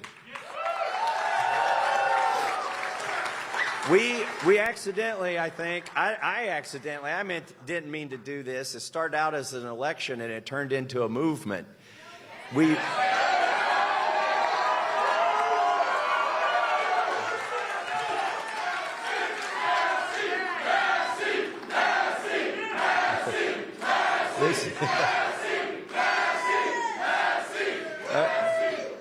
I mean, I think people, if you're not tired of politics, if you're not jaded, if you're not cynical, and so many people are, the people that want somebody that'll go along to get along. I've never heard of that strategy, but that seems to be what the voters want. That's what's been promised to them, but not the young voters. I mean, we stirred up something. There is a yearning in this country for somebody who will vote for principles over party.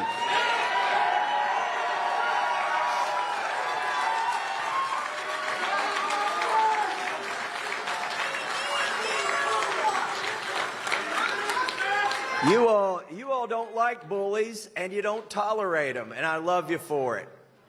You also... Yeah. They couldn't listen.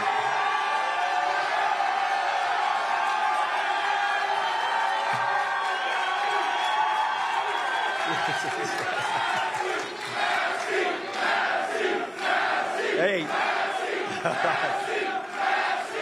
If I'd known this speech was going to be this fun to give, I would have come out 15 minutes sooner. Look, for 14 years, those SOBs in Washington tried to buy my vote. They couldn't buy it.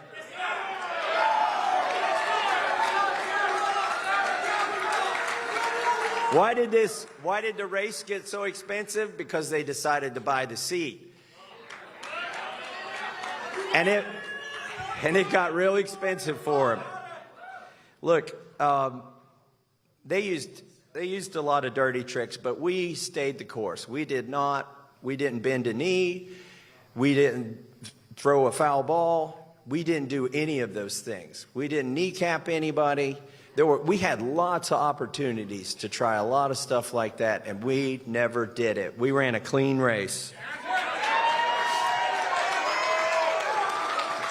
Hey, and by the way, after 18 months of a blackout, of not letting me on Fox, they finally let me on Fox today, 4 hours into the election.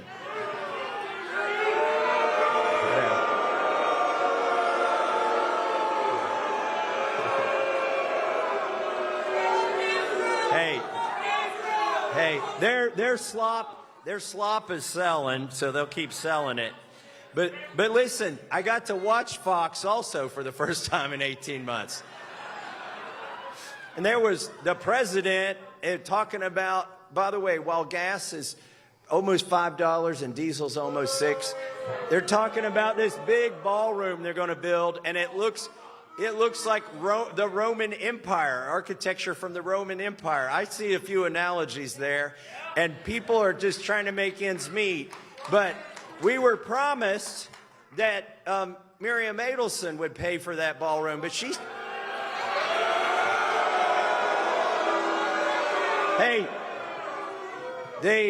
spent so much money in this race, they're going to have to reduce the footprint of that thing. But here's one thing I saw on Fox. They were saying, oh my goodness, we're ready for war. We're about to restart this war. We were supposed to restart this war today, but we can't restart this war today. The war can't start today. Seven-term Congressman Thomas Massie giving his concession speech from his campaign headquarters in Hebron, Kentucky. We're going to leave there and take you to Congressman Andy Barr's headquarters in Lexington, Kentucky. Andy Barr wrapping up the Senate nomination for Republicans. He is looking to replace Mitch McConnell, and this is him speaking to supporters. Yours as it is mine, but it's bigger than that. This victory is about the future, and whether that future will be shaped by Kentucky common sense or the craziness of the extreme far left. But before I speak about that, I want to thank some very special people in my life. First and foremost, I want to thank Almighty God, our Creator.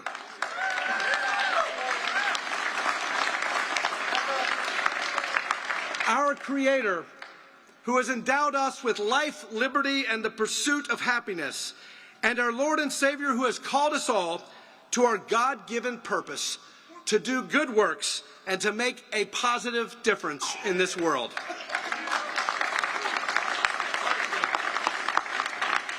Thank you to my family, especially my beautiful wife, Davis, my precious children, Eleanor, Mary Clay, Hale, and Virginia.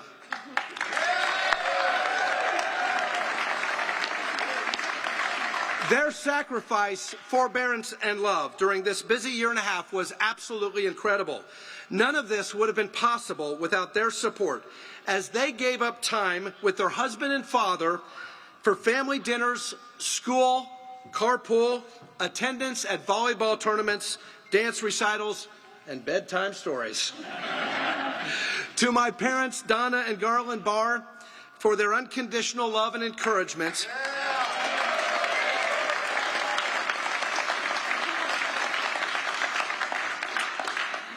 For instilling in me and my siblings the values of honesty, hard work, perseverance, and of course, compassion to others. To my entire extended family, thank you all for your love and support. To my dedicated staff and incredible campaign team, simply put, this milestone would not have been possible without each of you and the tireless work you've put in over the past months and years.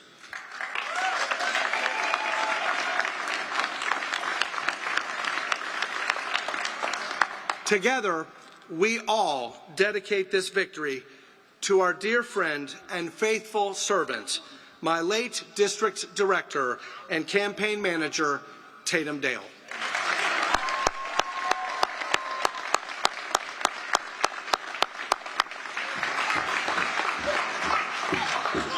I want want to thank my opponents in this primary, Michael Ferris, Nate Morris, and Daniel Cameron.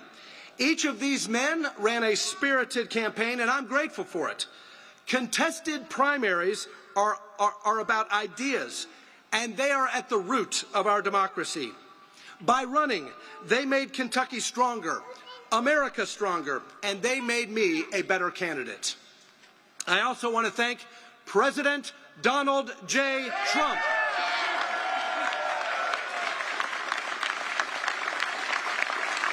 Thank you, Mr. President, for your powerful support. I look forward to fighting alongside you to advance our America First agenda and deliver for Kentucky in the United States Senate. In addition, I want to extend my appreciation to Senator McConnell for his decades of service to our Commonwealth and this country.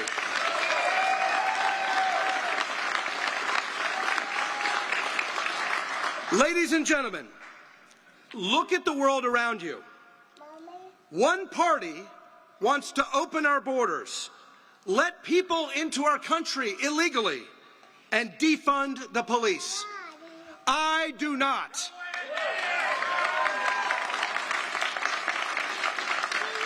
One party wants to replace free enterprise with socialism and promote government dependency over the dignity of work. I do not. One party wants to use fear to drive an irrational shift to more expensive, less reliable energy that will hurt our economy. I do not. One party thinks it's a good idea to force women athletes to compete against biological males. I do not. And one party thinks taxes should be higher, wealth is wrong, health insurance should come only from government, and that Kentucky coal should be eliminated, taking with it thousands of good, high-paying jobs. I do not support these crazy ideas.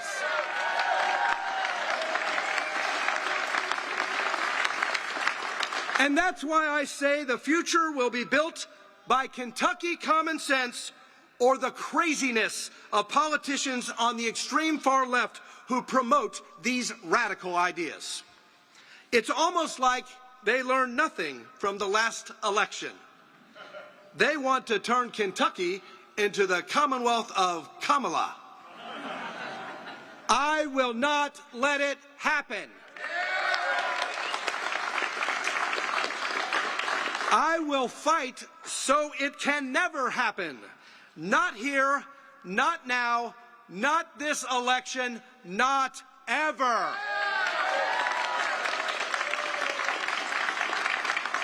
My fellow Kentuckians, at my core, I'm forever a hopeful man. I've been through a lot, but the Lord made me someone whose glass of bourbon is always full. When you're born in Kentucky, blessed as a husband and father of 4 beautiful children, and when you're privileged to serve the great people of our Commonwealth, how could I not be hopeful? I'm hopeful because I believe in opportunity and advancement for all, regardless of race, gender, or place of birth. Every American is entitled to the American dream, especially those of you who work hard and struggle. And I will fight for you.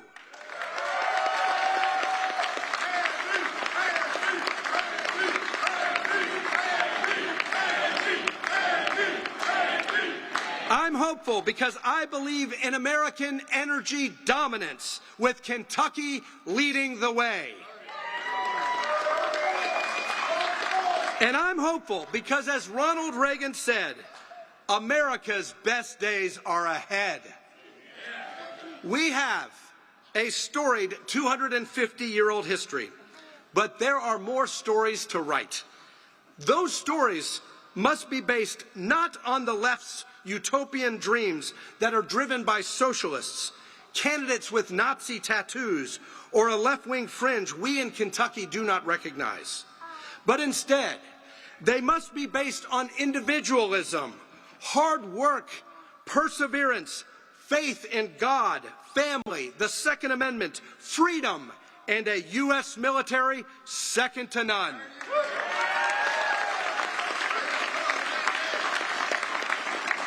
And let me thank all of the veterans in this room and throughout this Commonwealth. Anything we do in our future is because what you did in the past. Congressman Andy Barr winning his Kentucky Republican primary for the United States Senate. And he is speaking from Lexington, but we want to take you to Covington, Kentucky now.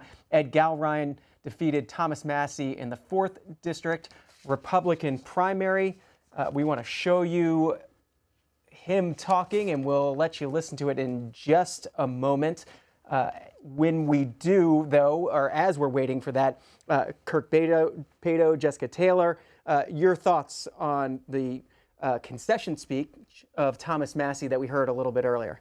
I thought it was a very online speech. He was name-checking the influencers who helped him out. He was talking about his soft ban from Fox News that has been kind of a talking point on the left. He made that remark at the beginning there where his closing argument was very anti-Israel, not just in some of his ads, but on the campaign trail. You know, he made implying that Ed Galrine was in Tel Aviv, was what he said at the beginning. Because he was in Tel Aviv, and given some of the local stories we've seen, especially about the rise in anti-Semitism here and how that was a big defining issue of this campaign, he's not really going out necessarily in a quietly here. He's going out punching right now. Jessica Taylor, does it sound like somebody who's done with politics?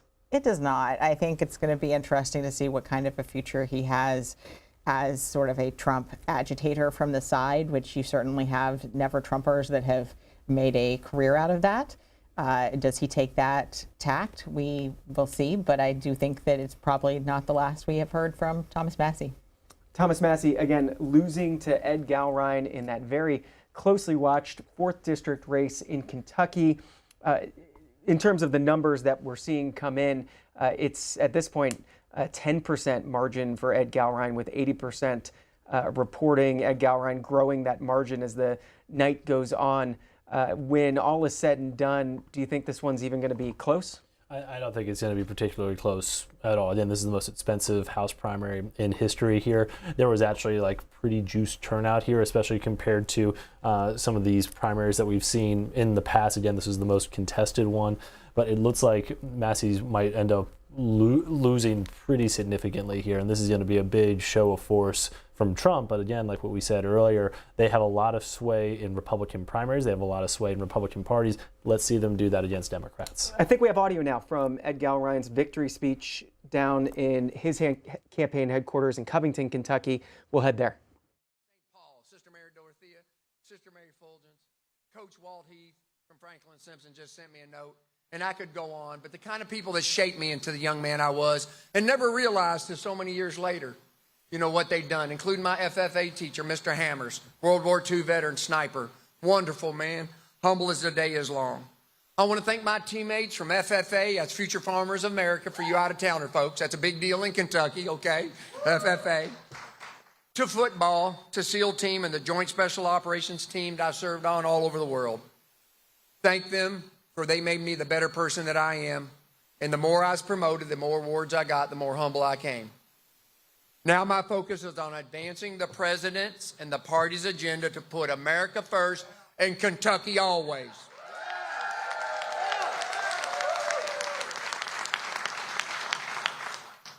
I'm going to keep this simple because, again, I speak fluent Kentuckian. Because for the same reasons I joined in 1983 to serve our nation. Remember, I didn't join to be a Navy SEAL, I joined to make a difference. And being a Navy SEAL was the path to do that. Weren't no books and movies, never met one. I learned to swim in the Ohio River. That's ill-advised, but that's what I did on the farm. Would have got a whooping had I found out at the house or I did that. But for the same reason I entered as a Navy SEAL officer in 1983, because I had the audacity to think I could make a difference. And I did. I will serve this district, my party, and my nation with that same audacity to make a difference for them, their families, our district, our party, and our nation. God bless America. Thank y'all. Thank y'all for coming tonight. Thank y'all. USA, USA, USA, USA. Thank y'all. Ed Galrine will most likely be the next congressman from the 4th District of Kentucky. It's a reliably conservative seat. He's defeated Thomas Massie. Again, it is the most expensive congressional race ever. 33, Thomas Massie saying he expects it to be somewhere in the area of 35, maybe even more $1 million when all is said and done, setting a new benchmark tonight. It is, again, we were talking about this earlier, it's pretty wild that this is the most expensive primary in history here, $35 million. Again, that's how much presidential campaigns used to spend, not in the not too distant past. This is absolutely unprecedented here. Jessica Taylor, as we're watching all this, I know you've been checking on other races around the country. Yeah, we have a call in the Georgia governor's race. Please do. Which Take is, the honors. The AP has called that Burt Jones, the lieutenant governor, and Rick Jackson, the billionaire healthcare executive, will advance to the runoff. Surprising or no? No, that's exactly what we expected was going to happen. Again, Jones has Trump's endorsement, and he is currently in first place, about a third of the vote in. We're still waiting on a lot of votes from the Atlanta metro area where, of course, a lot of the votes are coming in. Jones running strong in a lot of rural areas of the state. Jackson running stronger in the Columbus area, in western Georgia. Jackson has a really interesting story. He grew up in foster care. He told the story on his ads. He actually invests a lot in helping foster children. So he sort of has this rags to riches story that he's told in his ads. But if you are a Georgia television viewer, you cannot. I think there's just back-to-back Rick Jackson ads at this point. So you're going to see them for at least another month. So as we expected, Jones and Jackson very close tonight. I mean, this would be most people I talked to expected Jackson to finish first. He still could. We still have, again, only a third of the vote in, but the fact that Jones is currently in first right now with Trump's endorsement. As we were talking earlier in the night, some of these Trump endorsements, it would be a good night for the president, certainly, for his endorsed candidate to overcome all that spending and to finish first. Let me stay on that Georgia Republican governor's primary because Rick Jackson coming out, taking the initiative here and giving what's not necessarily a victory speech, but a going to the runoff speech, talking to supporters. Circumstances and rise above them through all, through grit, discipline, and determination. Let me tell you something. Techwood Homes was no picnic. I worked there as a patrol officer. Rick didn't come from privilege. He didn't come from comfort. He came from a broken system. And we will go back when Rick Jackson does come out, sort of the pre-speech warm-up happening on stage right now. But Rick Jackson, Burt Jones headed to the runoff. And again, the rules in Georgia, it's 50 plus one vote, 50% plus one vote to go to the runoff. That runoff taking place on June 16th, 4 weeks later. Yes. And most likely here going to be Keisha Lance Bottoms that one of these two men will be facing. It looks like it as of now, except for Athens, where Michael Thurmond right now is winning. She is cleaning up across the state. She's at 60% right now with about 35% of the vote in, according to the AP. So this would give Democrats a pretty clear head start as Jones and Jackson just bloody each other on the airwaves for another month. And that's the advantage here of wrapping this thing up before having to go for a 4-week runoff. You're obviously raising money during the runoff, but you're also having a very high burn rate here in 4 weeks. What are the expectations here for spending in a governor's race compared to maybe not the most expensive House race in history, but House and Senate races? Well, I mean, if it's, again, Rick Jackson just he spent $80 million of his own money. So again, Kurt was talking about just how much this House race has spent. I mean, that's, throughout the entire state, he's spent that already, and he could spend another, $20, $30, $40 million perhaps, even in just the next month. So it's really fascinating to watch. He just came out of nowhere. And my question is, a lot of these, the Raffensperger vote, Chris Carr voters, do they stay home? Do they come back out? they probably would be more motivated to vote for someone like Jackson than someone like Jones, who has Trump's explicit endorsement. If you were voting for a Raffensperger, there's a good chance you're probably not a huge Trump fan. By the way, can I just come back to Thomas Massie for a second, since we're talking about money? There was a lot going on in that concession speech, but one of the things was he seemed to unveil the donor for a super PAC that we had not known the name of that super PAC or who was behind that super PAC. Was that surprising? We were talking about it off air, and you said this is a $6.5 million super PAC? It's really surprising. There was a mysterious super PAC that was spending on behalf of Thomas Massie, the Kentucky's Fourth PAC. It's an organization that, because of its TAT status, doesn't have to disclose its donors yet. And I don't know for sure if this is the same organization that Thomas Massie just revealed, but he said that Cliff Maloney, who is a GOP activist in very online circles, was leading up that charge. Massey's like, let's reveal this for the first time. It was almost like a very reality show moment there in that concession speech, because this is something that reporters everywhere have been trying to puzzle out here. So I'll be curious to see if that's the super PAC that they're talking about, or if there was another one in there that was spending money. All of that to say is that when there's $33 or $35 million or so floating around in here, there's a lot of money that's going unaccounted for, which is just absolutely insane to think about. Jessica Taylor, go ahead. Yeah, I mean, it sounded almost Trumpian the way he was doing it, really. You know, for someone that was seen as the anti-Trump candidate. I mean, you're right. Kirk makes a good point. Sort of this reality TV-esque reveal and different things, and just freewheeling it. It really did have a feel almost of a those SOBs in Washington. Reference to who tried to buy my vote.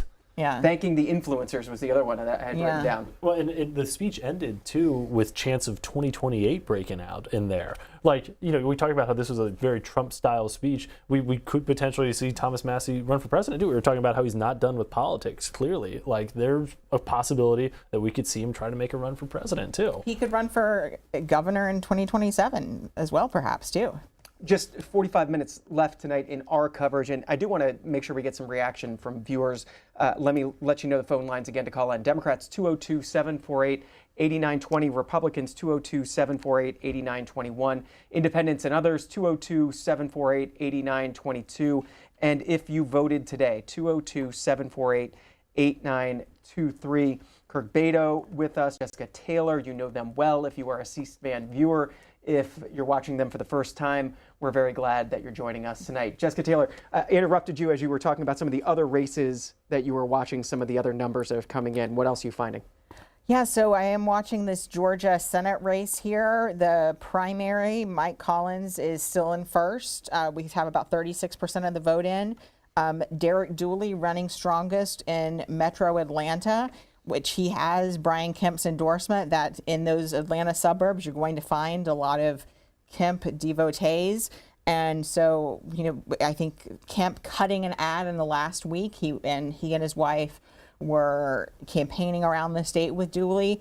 I think that if Dooley gets into this runoff over Buddy Carter, who spent very heavily in the Atlanta metro area, then he will have Kemp to thank. And this could be a really interesting runoff matchup between, my big question here is Trump sort of off his sugar high of defeating Cassidy, endorsing Paxton. Does he want to wade in and try to make it 3 for 3 in the Georgia Senate race behind Collins, perhaps? And sort of, you know, if you're in the Collins camp, you're probably asking, why not strike while the iron's hot? It's been a good couple of days for a Trump endorsement.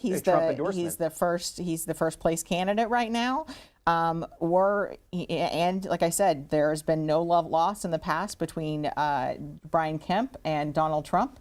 And does he want to weigh in one more time and try to sink Kemp's chosen candidate? Let me let some viewers weigh in because we do have them calling in. Daniel, Knoxville, Tennessee, Republican. Oh. Your thoughts on tonight? Are you a Volunteers fan? Oh yeah, of course. What are your thoughts on Derek Dooley, the former coach? Well, you know what? I think the Trump vote here and the Trump endorsement is going to be the number one biggest factor.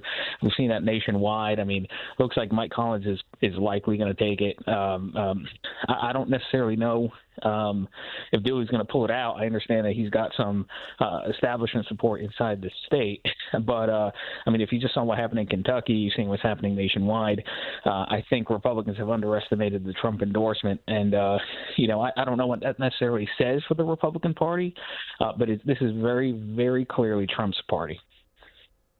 Jessica Taylor. Well, as a fellow Vols fan, I think that it's coming down to the fourth quarter here, and Derek Dooley sometimes was not too great in the fourth quarter. Well, now he's playing for overtime. He's playing for overtime, and I agree with the caller, and nice to have a fellow Tennessean on the line there. Thank you for calling in. I looked it up today. I think his record as a head coach was something like 31-41, something like that. Not a winning record as a head coach. It was really bad. Those are years I like to try to forget about as a Tennessee fan. But Derek Dooley, if he can come in here and make the runoff, listen, it's a new ball game in the runoff for him. And he will have Kemp's support. But again, Mike Collins, if he gets Trump support, that is what we have seen throughout the night, throughout this election cycle, that it is still the most important endorsement to get in a Republican primary. Only 36% reporting at this point. Is that a slow reporting for Georgia, or what do we know about Georgia reporting and times when we're starting to see these results really start coming in? It's usually pretty meticulous here. Yeah. I mean, Georgia, I believe the polls closed at 7 o'clock, so we're going along the process here right now. There's a lot of mail-in ballots in Georgia as well, so we'll be waiting for a little bit here. I wouldn't be surprised if we get a Mike Collins at least making the runoff, advancing here soon. What we're really going to be watching, to Jessica's point, is that race between Derek Dooley and Buddy Carter for that second spot. Let me go to Plano, Texas. Ben, Republican.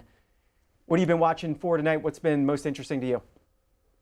Well, I guess the endorsement of Paxton over Cornyn, I think that was kind of a mistake. But really, calling in to say good riddance to Thomas Massey. Thank you all so much for having me. Ben, why do you think it was a mistake? We lost Ben, but we'll go to John in Florence, Massachusetts, independent. John, go ahead. Yes, amen to goodbye to Thomas Massey, the traitor to the party. I want to know why when polls are cited, we never get the number of people in the polls. And that's out of 355 million people in the country when they talk about approval ratings for the president or any of these other things. So I'm just curious, why do they use a few thousand people to represent 355 million and then disingenuously say 68% of Americans feel this way? Why do they use that disingenuous poll? John, is there any polling company that you have particular faith in, or you just don't trust any polls? There's not enough people in the polls to make any kind of judgment on anything. It can be swayed by the part of the country that you call, the callers that are answering their phones, what party they're from. I mean, it's a few thousand people, and you say that represents 90% of the American people feel a certain way about President Trump. That's absolutely ridiculous. Does anybody think that 2,000 or 10,000 or 20,000 people represent 355 million people? John, I got your point. Would encourage you on our Washington Journal show. We often have pollsters come on, and we get this question, and they talk about the science of polling and methodology. But they do always say that the best polls are the polls on Election Day when people can go and cast their votes. So appreciate the call from Massachusetts. Let me get just a couple more calls in because they're coming in fast and furious. This is Mike in North Carolina, Republican. Go ahead. Good evening. Yeah, like the other caller said, good riddance to Massey. Well, he'll do like Marjorie Taylor Greene, and they'll have episodes of The View and CNN and MSNBC. But your lady there, you're talking Jessica about Taylor, Political Report. Yes. The redistricting, you're talking about the Democrats are calling it all Jim Crow and all this and stuff. Okay, they got all the stats and everything. How many in the New England states like Massachusetts, Vermont, Rhode Island, Maine, how many of them are, voter percentage Republican and Democrat? They don't have zero Republican representation. And South is doing this, doing the redistricting here. It ain't that we're redoing anything else different. We're catching up to what the Democrats in the northern states, California, Chicago, Illinois, all of them states are doing. And now that the southern states and the southern governors is grown up at a pair of what to do the exact same thing that they've done years ago. Got your point. Do we have the expert Jessica Taylor weigh in on that a Well, little bit? Maine has 2 congressional districts. New Hampshire has 2 congressional districts. There's a lot fewer congressional districts in many of these New England states. So, it's not split 50-50, but I think that I see the caller's point. And I think that we are certainly moving away. Like I said, I think that overall, but if this is going to happen tit for tat, I mean, I think that you will see other states like Colorado that does have some Republican districts. I think you will see them redraw it. Kemp has called a special session in Georgia to redraw for 2028. I think that we're not going to be done with redistricting at the end of 2026. It's the start of it right now. I mean, do you see a redistricting battle in some states every 2 years? I mean, is the redistricting genie out of the bottle? It's definitely out of the bottle, at least for the near future here. You look at, Republicans might be maxing out right now on how many seats they can redraw in 2026. But Democrats, as Jessica was saying earlier, they have a lot more runway that they can run with here in 27 and in 28. That you can look at somewhere like New York. Colorado's already started the process. Maryland is reconsidering drawing the lines. Virginia is also probably going to try again after this state Supreme Court ruling. If Illinois, if Democrats have a really good night in Minnesota and they get super majorities in the state legislature, you could probably see them try to redraw. This is now an arms race, and Democrats have a lot more arrows in the quiver. And then if you're looking beyond 2028, we're going to have the census in 2030. We're going to have another big redraw, reapportionment in 2032. It might be 2034 before we have lines that are set for at least a little bit. So everybody's going to be an expert on redistricting by the time we get to 2030. We're going to be talking about it until then. Let me go to Louisville, Kentucky. Check out the Cook Political Report. And they are the experts over there. Journal, so. Anthony in Louisville, Kentucky. Line for Democrats. Anthony, your thoughts? You with us, Anthony? Hi there. Yeah, I'm here. Well, I'm really disappointed in Thomas Massey not being reelected, for one, even though I'm a Democrat. He definitely should have been there still to oppose Trump. And also in our Democratic Senate primary, I think it's quite possible that Booker wins this time. What gives you the confidence? As much. Well, I'm seeing in the central counties and in more urban counties, Booker has solidly improved his margins and even won more of those counties and improved his margins in eastern counties by like 5 to 10% at least. And Booker up by just under 1,000 votes at this point over Amy McGrath. Very close, 44% of votes in. Anthony in Louisville, line for Democrats. Thanks for the call. It is no scientific poll here when people call in. But what are your thoughts on the 2 people who have called in saying that it's sad that Massey lost, called in on the Democratic line? And then we have those callers back to back to back saying they were glad that Massey was gone on the Republican line. On those back to back to back, I felt we were in the Wizard of Oz here, and they were doing Ding Dong, the Witch is Dead here. I mean, they were tap dancing here all over his, what at least for now is his political grave here. And I think it really talks to how polarized times we are in right now, where someone like Thomas Massey, who probably a lot of these Democratic callers would not agree with Thomas Massey's politics on probably not at least 90%, but because he stood up to Trump, because he spearheaded these Epstein discharge petitions, they were able to lament his loss here. I mean, you had one caller that even said he joins the likes of Marjorie Taylor Greene. I mean, a year ago, who would have thought that we would be talking about, comparing Marjorie Taylor Greene as some sort of Trump traitor? But it just shows that if you cross him in any minor regard, I mean, we saw him because Lauren Boebert of Kentucky campaigned with Massey over the weekend, that he called for a primary challenger against her. Now, the primary filing is already closed there. She does not have a challenger, so that cannot happen. But what happens in 2028? How long does Trump's memory go? We have shown that it is long, but like I said, I'm wondering what kind of political strength does he have going into 2028, particularly if Democrats rack up big wins in the midterms. It's strong, like you said, but it's selective. Yes. J.D. Vance, like you were talking about earlier. This Massey race, obviously the one we were focused on most tonight, we've talked a lot about. But take me through the primary schedule in the weeks to come and what we should be watching for. And again, we still got plenty more to call tonight, but just walk through the rest of May and into June. Well, next week we will have Texas. So there's several there's several more House incumbents that could lose. You have Julie Johnson facing a challenge from Colin Allred, who formerly held the seat, left to run for the Senate. You have Al Green and Christian Menifee. Menifee, I think, would probably be the slight favorite, or not more than a slight favorite. Kurt would know better than I do in this contest there. And then on June 2nd, we have Iowa, which is a key Senate primary that I'm watching. If Josh Turek, who is the favorite of national Democrats, their Vote Vets has been spending just millions of dollars to try to get him over the line, over the more progressive Zach Walz, who has Elizabeth Warren's endorsement. They're running there in an open seat that Democrats feel more energized about. A place like Iowa is sort of my canary in the coal mine for this midterm election, because you have a lot of, farmers that are really struggling with trying to get their crops sold to places like China overseas, and fertilizer costs that are being driven up by closing of the strait, gas prices, and you have a very strong candidate for governor there for Democrat in Rob Sand.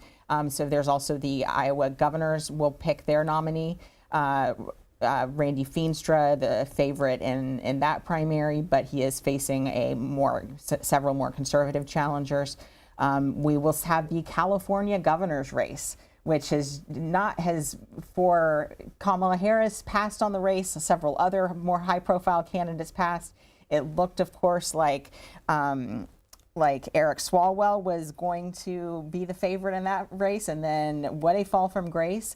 Javier Becerra, the former HHS secretary, has come from far, far behind and is ahead in most Democratic pollings. Tom Steyer has spent millions of dollars also on this race.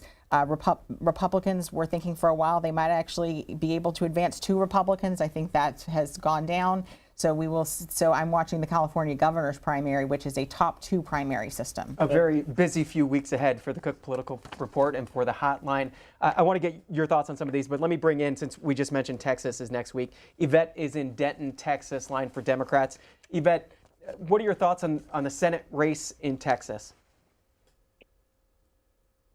There's a lot going on in Texas. I actually didn't call about the Senate race. I called because I actually got like a light bulb turned on. When Lindsey Graham said, if we nominate Trump, we're going to get destroyed, I was thinking he was talking about America, even though you could probably put that in that category too. But I think he was talking about the Republican Party. And as a Democrat, I actually think he's right, because God gave everyone a mind. And if you can't use your mind, vote your conscience, or stand up for people that can't stand up for themselves, then that's being destroyed.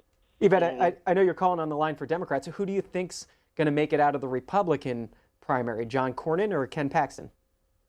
Paxton's going to make it. I believe he's going to make it. And you think it was this endorsement today?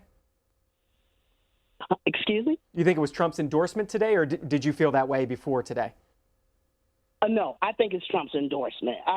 First I thought Cornyn may make it through, but he's not going to make it through. And Yvette, how do you feel about James Tallarico? I think he's great. I actually thought that he I want to say this so people don't be acting crazy and calling me. I think that he is a good person. I think that he is reaching out to people, which is what we should be doing as a nation. I think that we all should be doing things together for the country, not for one side, for everyone, because people get elected for office to govern America, not just one set of people. Yvette, thanks for the call from Denton, Texas. We've got about 20 minutes left here to take your phone call, so get them in. We'd love to hear from you. And here's how you can call in: 202-748-8920 for Democrats, Republicans, 202-748-8921 Independents 202-748-8922. And if you voted today in one of those 6 states, 202-748-8923. Go ahead and start dialing in as we take you to Rick Jackson's campaign headquarters, where the Republican Georgia gubernatorial candidate. Rick Jackson is in Sandy Springs in Georgia, and now he's speaking to his supporters.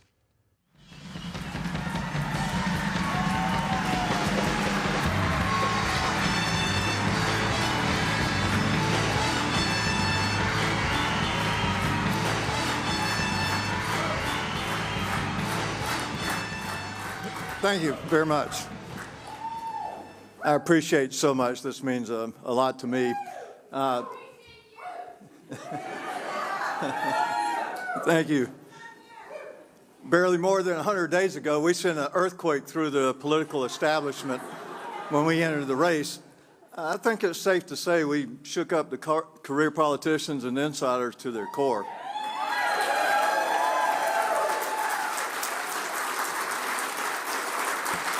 But the job is not done. We have 28 days to finish it, and the choice could not be more clear or more important. Burt Jones is a political insider who's been in office for 14 years, working inside the system for his own benefit while promising tax relief and failing to deliver. I'm the opposite. I don't owe the lobbyists anything. I don't need the establishment's permission. I cannot be bought, and I will not back down.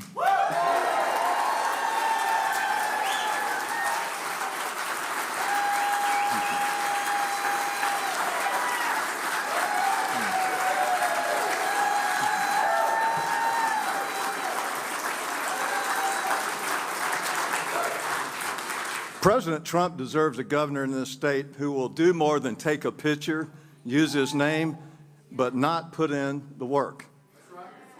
This weekend, my opponent said he was going to win without a runoff. Well, no surprise, Burt was all talk and no results.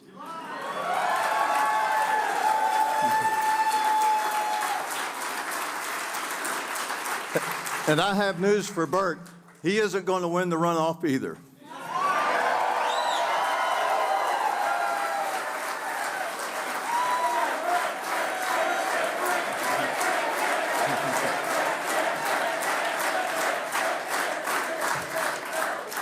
We beat the odds tonight, and we're going to win on June 16th.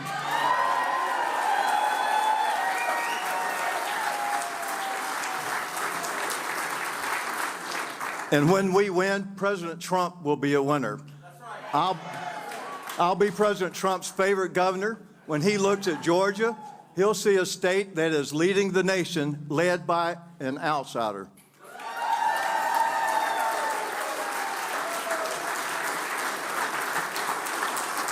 As governor, I'll be like Trump, but with a Southern tone.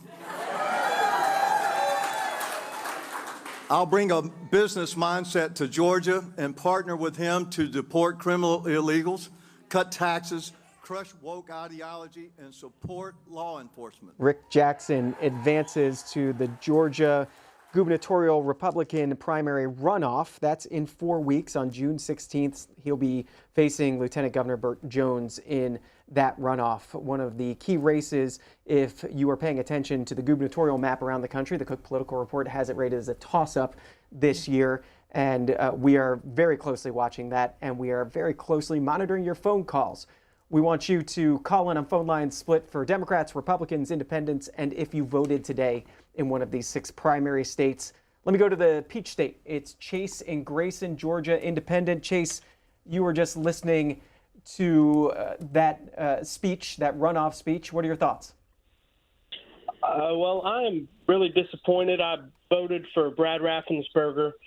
I don't really care for Burt Jones or Rick Jackson.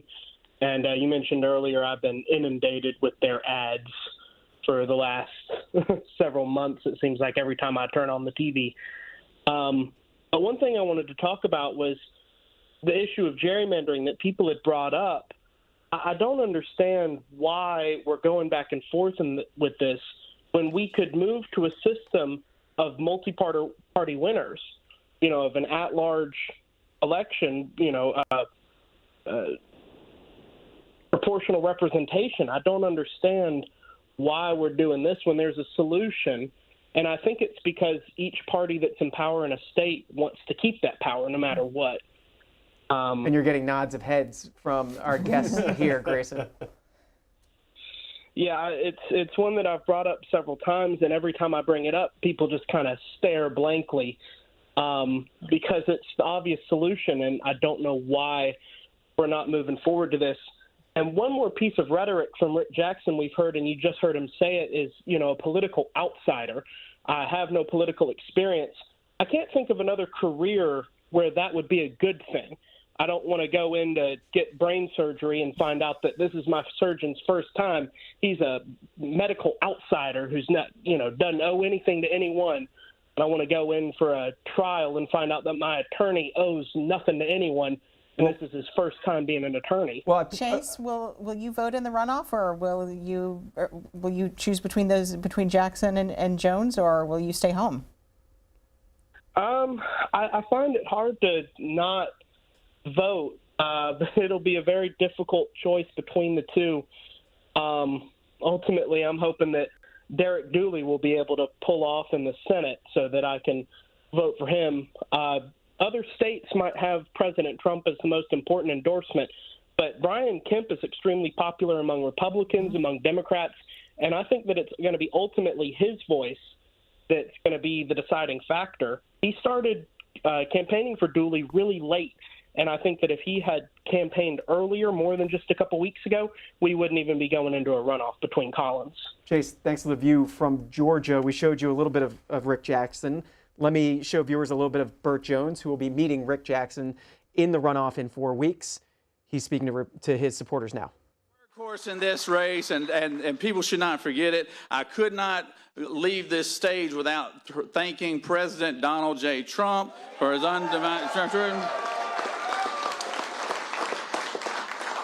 He didn't just endorse me once, not twice, not 3 times, even a 4th time. I was so honored to have that. He even put out a video today, and the pundits are still wondering if he's going to stay with me or not. I mean, it's the most unbelievable thing I've ever seen. I want to thank all my county captains. I want to thank the elected officials that were here today. Everybody got to see Russ Goodman here.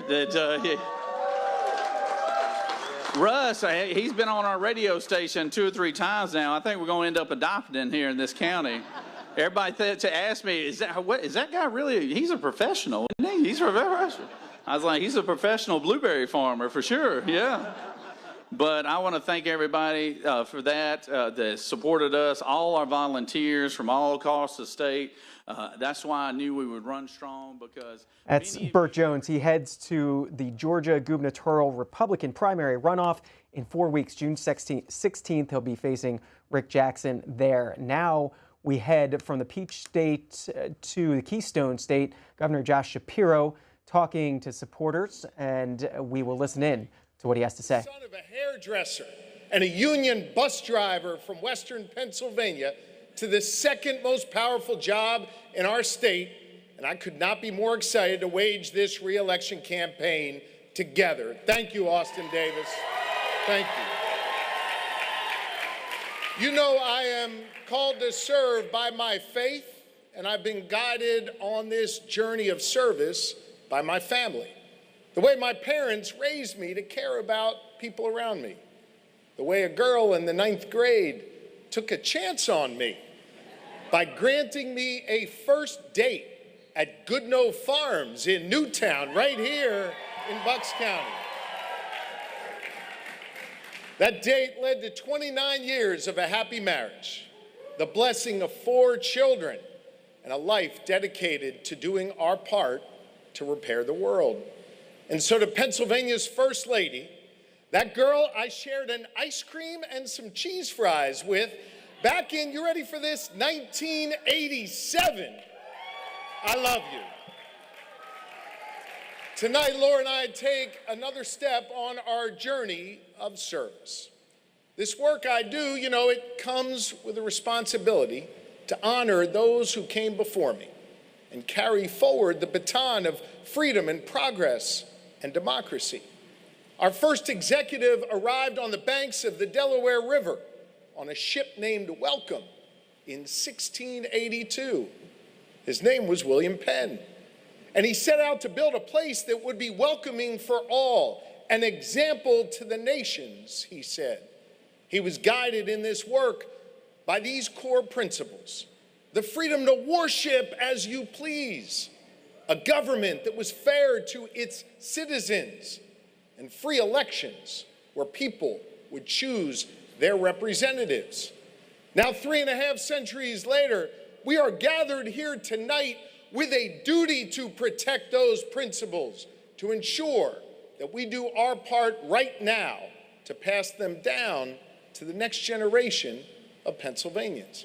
We have a responsibility to show that we will be the model to others who are watching us for our lead. I know that all feels at risk right now.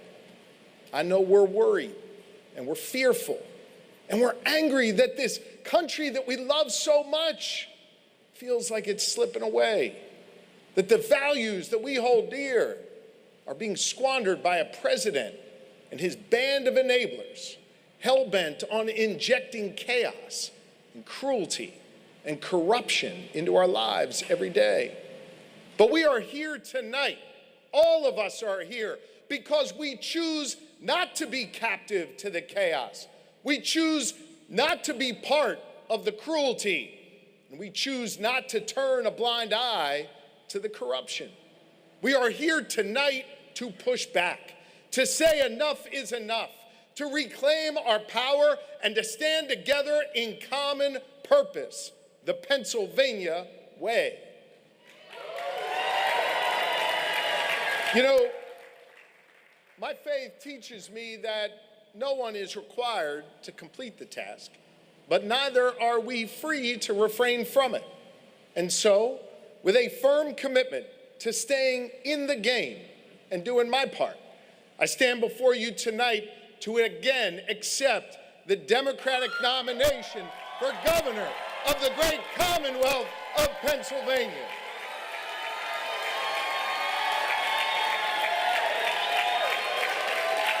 You know, in these divisive times and with a politically divided legislature, we've shown that we can be the example that Penn spoke of.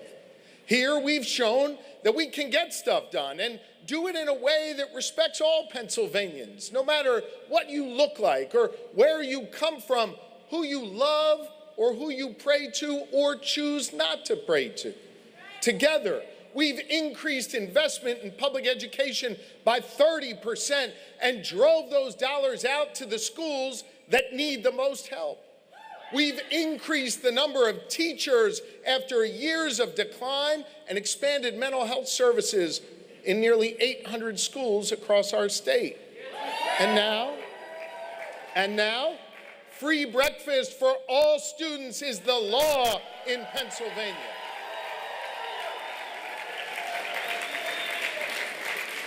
I've taken on the utility companies and told them to their face that the rate hikes they were seeking were pure greed. We won, and we saved the people of Pennsylvania hundreds of millions of dollars on their energy bills. Pennsylvania has the only growing economy in the Northeast, creating nearly 23,000 new jobs during my time as your Governor Josh Shapiro of Pennsylvania running for re-election. He's speaking to his supporters tonight from Bucks County, Pennsylvania. Kirk Beto, why Bucks County? What's important about Bucks County? Bucks County is one of the swingiest counties in the country. It's huge. Swingiest. It is of the if Pennsylvania is the epitome of a swing state, that is the swing county. It's right outside of Philadelphia. Anybody who wants to win Pennsylvania needs to win that. Anyone who wants to win the presidency needs to win that. And yet, Jessica Taylor, this gubernatorial election, not a swingy election. It's very much in Josh Shapiro's safe category here. We have it rated as solid Democrat. I mean, Stacey Garrity has raised just a fraction of the amount of money. She is not seen as a strong candidate in the least. But I think it's also not just that she's not seen as a strong candidate. Shapiro is seen as such a strong candidate. He is going to have a ton of money for this. I think the more he is able to run up the margin in this, he will help House candidates that are very crucial to not just a Democratic majority, but perhaps adding to a Democratic majority. And this is all about 2028. This is Josh Shapiro's audition for the Democratic primary. Primaries tonight that we've been watching, obviously the Pennsylvania primaries, the gubernatorial primaries in the Keystone State. We've also been watching the Peach State, the Bluegrass State, the Gem State of Idaho is up, and the Beaver State of Oregon, and the Yellowhammer State of Alabama. Tyler is calling in from Athens, Alabama, Republican. Tyler, what are your thoughts on the primaries in your state? Hey, thanks for having me first and foremost. I was proud to cast my vote for Tuberville today, but I wanted to see what you guys thought because he'll be going up against Doug Jones, who we know was an upset Senate winner, basically, and then Tuberville blew him out in 2020. So I'm just curious from the standpoint of looking at a governor race now, how we think somebody like a Doug Jones would fare against a Tuberville, who is incredibly popular, but Jones himself is incredibly popular too. Jessica Taylor, you want to take the lead? Thank you for the question. We do still rate this race as a solid Republican race, but it is one that I'm watching particularly to see if there's higher African-American turnout based on the specifically with redrawing of the district lines there. Could that help Jones? I do think that there are more people that probably voted against him in that race for Tuberville that might vote for him for governor. Voters view races for governor and votes for Senate as different because when you're voting for Senate, you're voting for a particular party that you want to control the chamber. Versus a vote for governor, you can vote more for the person. So I think that this will be a closer race. It's in a more favorable year, it looks like. And so I am watching to see what that margin is. It certainly will be an interesting race. Tuberville has come under fire for perhaps not living in the state as long as the residency requirement that you have to have in Alabama. But I still think that, listen, if a former Auburn coach can win in a state that's dominated by Alabama fans, I still think Tuberville is the favorite there. What's the party split right now among governors in states, the 50 states? After the last November, Republicans right now have 26 and Democrats have 24. So it's very close. For the first time since 2010, Democrats have a chance to capture a majority of the governorships, actually. Kirk Vado, redistricting in Alabama, remind us where we are. It's a mess, is where we are in the short form here. The Supreme Court is allowing a lower court to decide if they can go back to a map that was used in 2023.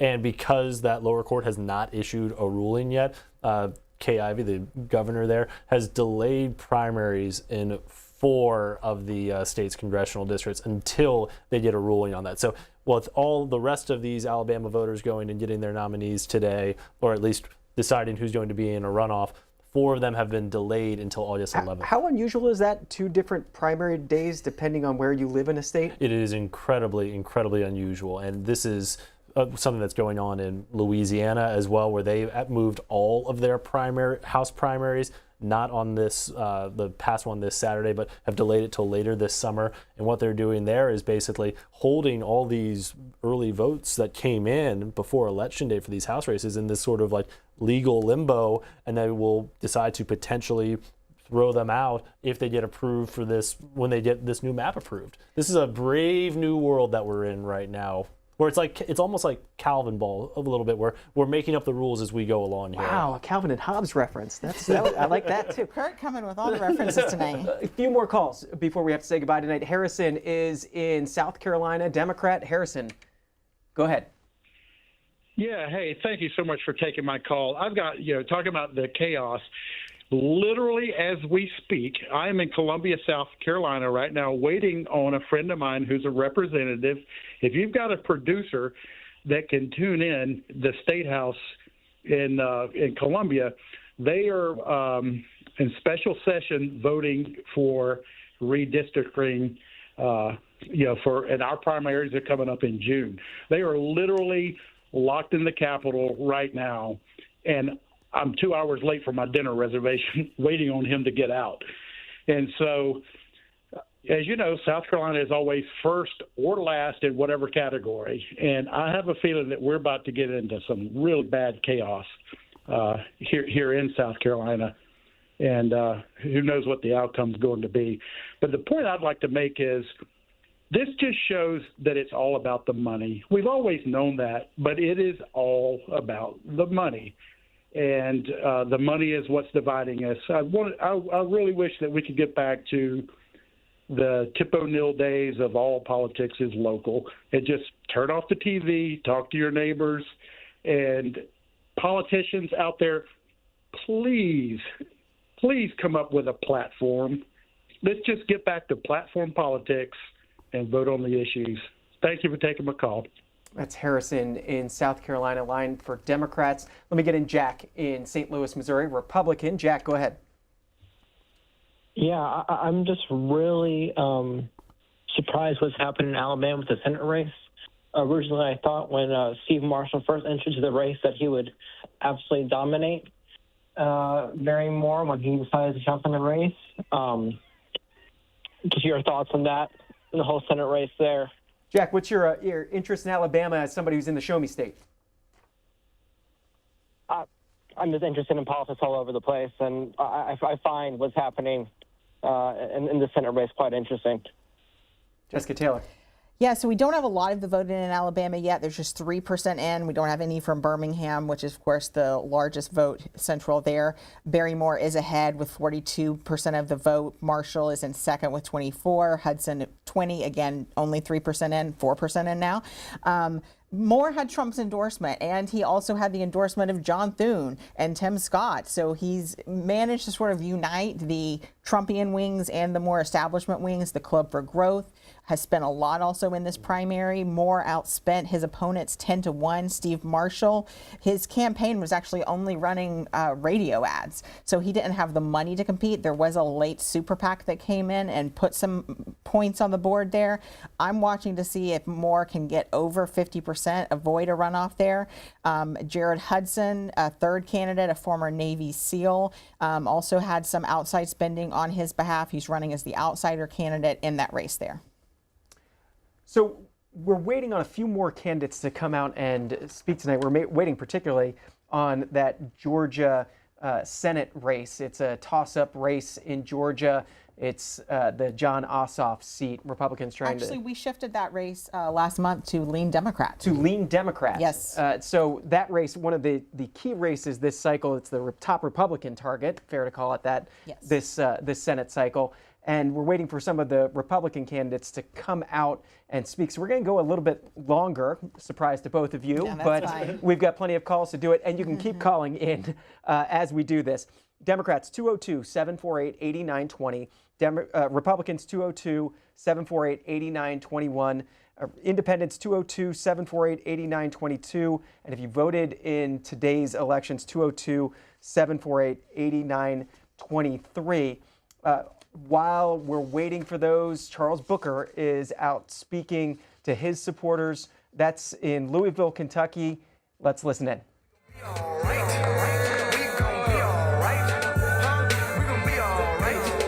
about it? All right, so my mom already preached a little bit. My pastor is here, so I'm going to try not to preach. But first of all, I want to say, how about that, Kentucky? How about that, Kentucky?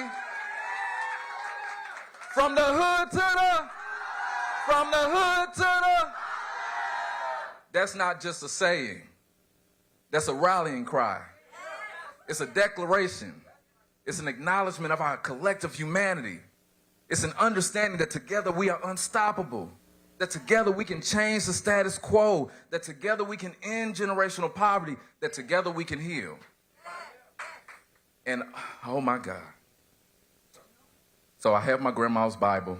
Y'all know, I swore in, State House, on my grandma's Bible. I keep my granddad's handkerchief in my pocket. And Crystal, you know I got TJ's dog tag. And I got my 3 bosses up here with me. And I just want to say I thank God for the chance to just walk in my purpose. Now, they often say that faith is owned by one side of the aisle. But we're up here by nothing but faith. This is faith in action. And we're not using religion to manipulate and hurt people. We're leaning into faith as a power of love to bring people together because we know that mountains still move. So, I am proud to accept the nomination. I am proud to be your Democratic nominee for United States Senate to finally replace Mitch McConnell.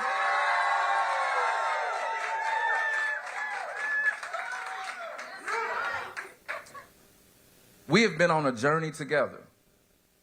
This is more than a race. This is more than a title. Oh, it's so much more than an office. I have no intent to go to Washington to feel good about myself. This has been, and it is, a mission. This has been a journey about family. Not just us here in Kentucky, but as a country.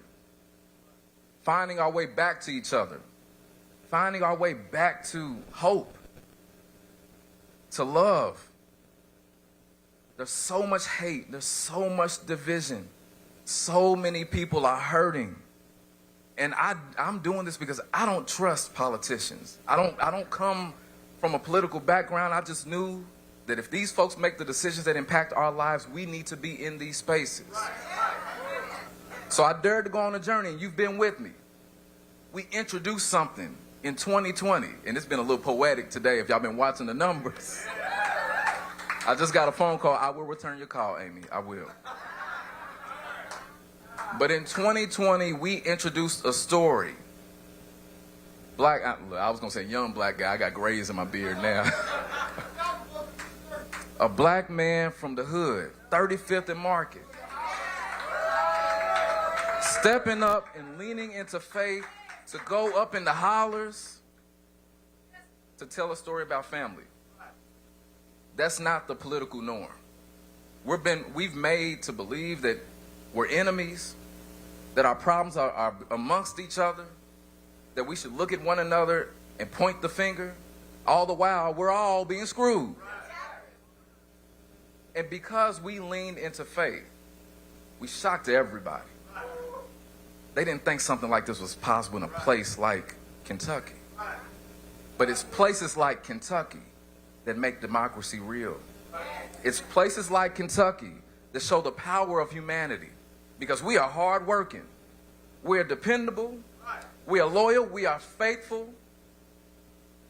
We may not trust the politicians, but when those storms come, we lean on each other. And it ain't about party, it's about us standing together. I knew that. You knew that. The pundits didn't see it. The polls didn't see it, but we dared to believe anyway. We didn't win in 2020, but we didn't stop. Because Dr. King said the arc of the moral universe is long, but it bends toward justice. Let me qualify that. If we are the arc benders. So we, Kentucky, became the arc benders.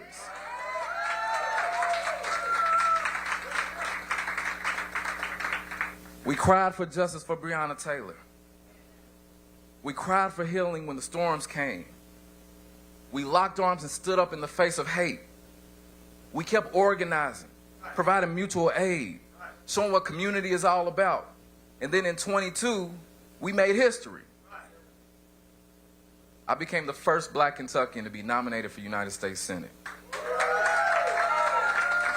I'm taking you on this ride because this means something. Now, in the general, we didn't win at the ballot box in 22. Oh, we already won. You beat me to the punchline. But we laid some critical infrastructure because a lot of people have given up on partisan politics. They feel like the party structure doesn't care about them, doesn't see them. A lot of people don't vote. They feel like, what's the point? No one cares about me. I'm going to just survive. We lit a spark that inspired people to get involved, to find their voices, to run for office themselves, to be champions for working people. We kept fighting. And then I prayed and went to therapy. And a lot of therapy. And I talked to my mom, because for the past few years I've been working with Governor Andy Beshear as a director of faith-based and community initiatives. And we've done some incredible work. But I was behind the scenes, knowing that we're a part of this movement that is needed now more than ever. And you all have been working. And I just knew my work wasn't done. So I decided to stop running from my fears. It's scary to do this. I'm putting my heart out there. I'm not a typical politician. What you get, this is the real me. My story is mine. And to do something this big, it calls on every part of you, your mind, your body, your spirit. I'm a type 1 diabetic. And I didn't think that this moment would ever happen. I'm honest. And if you have felt cynical and questioned whether things can change, I have felt that too. But I did what my mom taught me to do, which is if I wake up, I'm getting back up. And what I need to say to you all more than anything is thank you. From the bottom of my heart, thank you for showing what possibility looks like. Thank you for showing faith in action. Thank you for inspiring me. Thank you for fighting back. Thank you for pushing back against hate. Thank you for showing the power of love. Thank you for standing with me. It's because of your support and your faith that not only are we winning a historic primary, but we're going to win in November too. Charles Booker saying that he is winning the U.S. Senate Democratic primary in Kentucky. That race has not been called yet, though Charles Booker ahead by a good amount, close to 32,000 votes, about 10.5% over Amy McGrath. That's the latest. We are also waiting to see who will be going to the runoff in Georgia. That's the other key race we're watching, the Republican Senate primary in Georgia. Whether it's Mike Collins and Derek Dooley and Buddy Carter, two of them will likely be going to the runoff. Jessica Taylor of the Cook Political Report, you've been watching the numbers come in. What's the expectation at the moment? I would rather be Derek Dooley right now. Buddy Carter, it's really hard to win a statewide race as an outside of a Metro Atlanta candidate.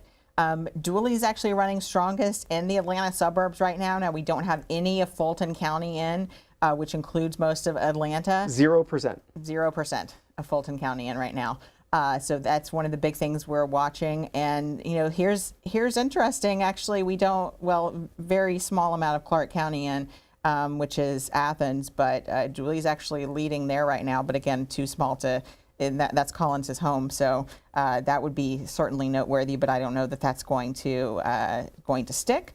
But it's Brian Kemp that Derek Dooley has to thank, really. Like I said, Brian Kemp's leadership PAC put out an ad that they spent about $2 million in the Metro Atlanta area.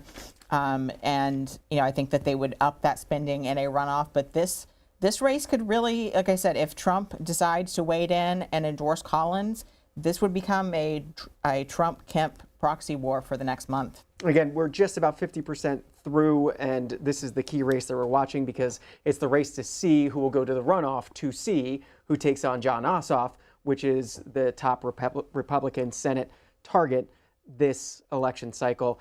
Kirk Beto, you've been looking at the same numbers. What are your read?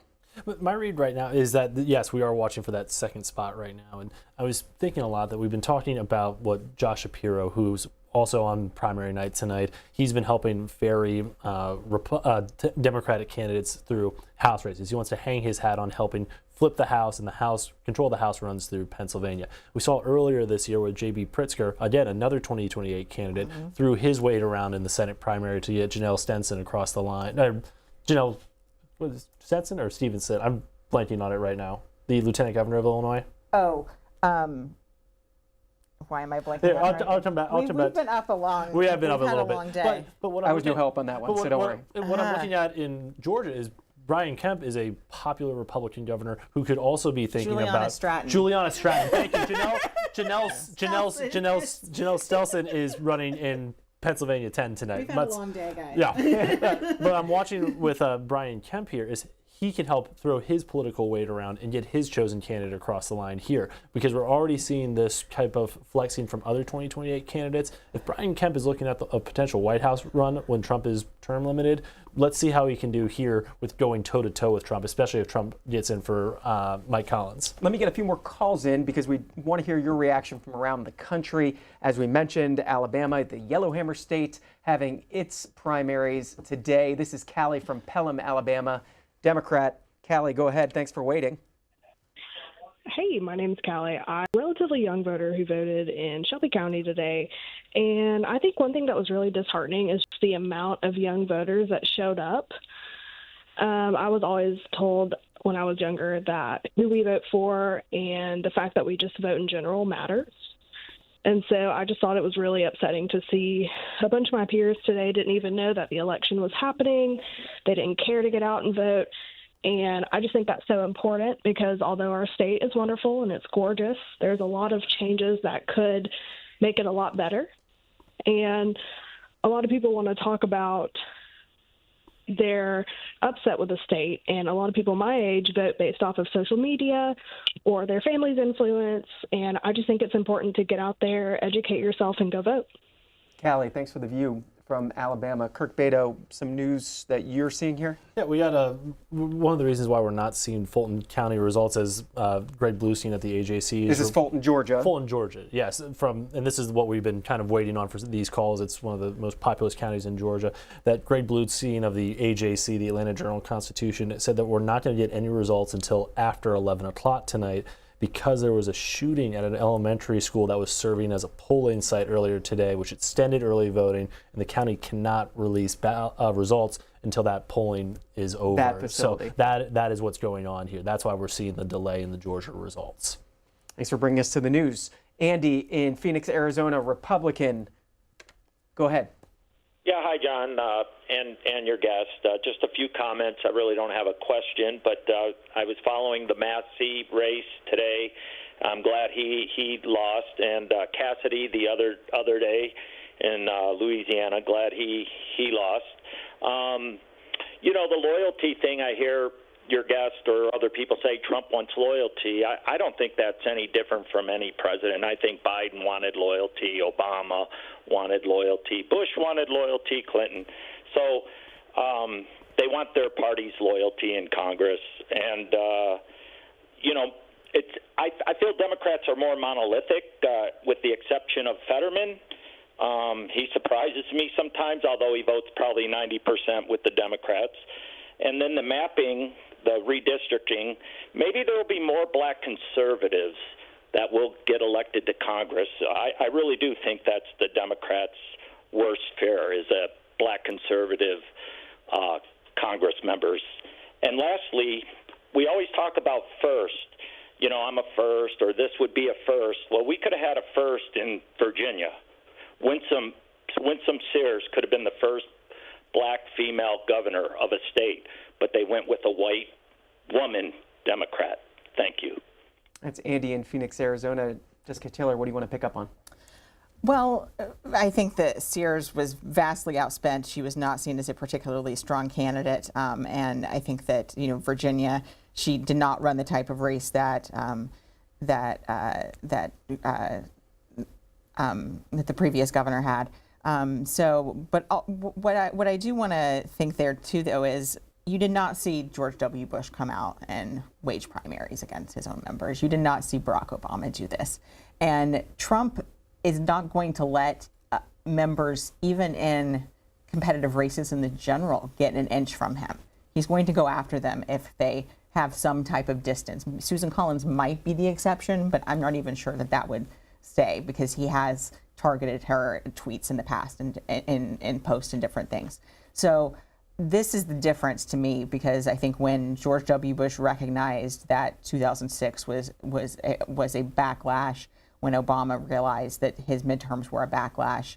And the question is, does Trump's coalition come out when he's not on the ballot? That's what we've also seen. They did not come out in 2018. They did not come out in 2022. It's 2026. It's 2026. He is not atop the ballot. Let me go to Anthony in Marlton, New Jersey, independent. Anthony, thank you for waiting. Hello, am I on television? You are, Anthony. What's on your mind?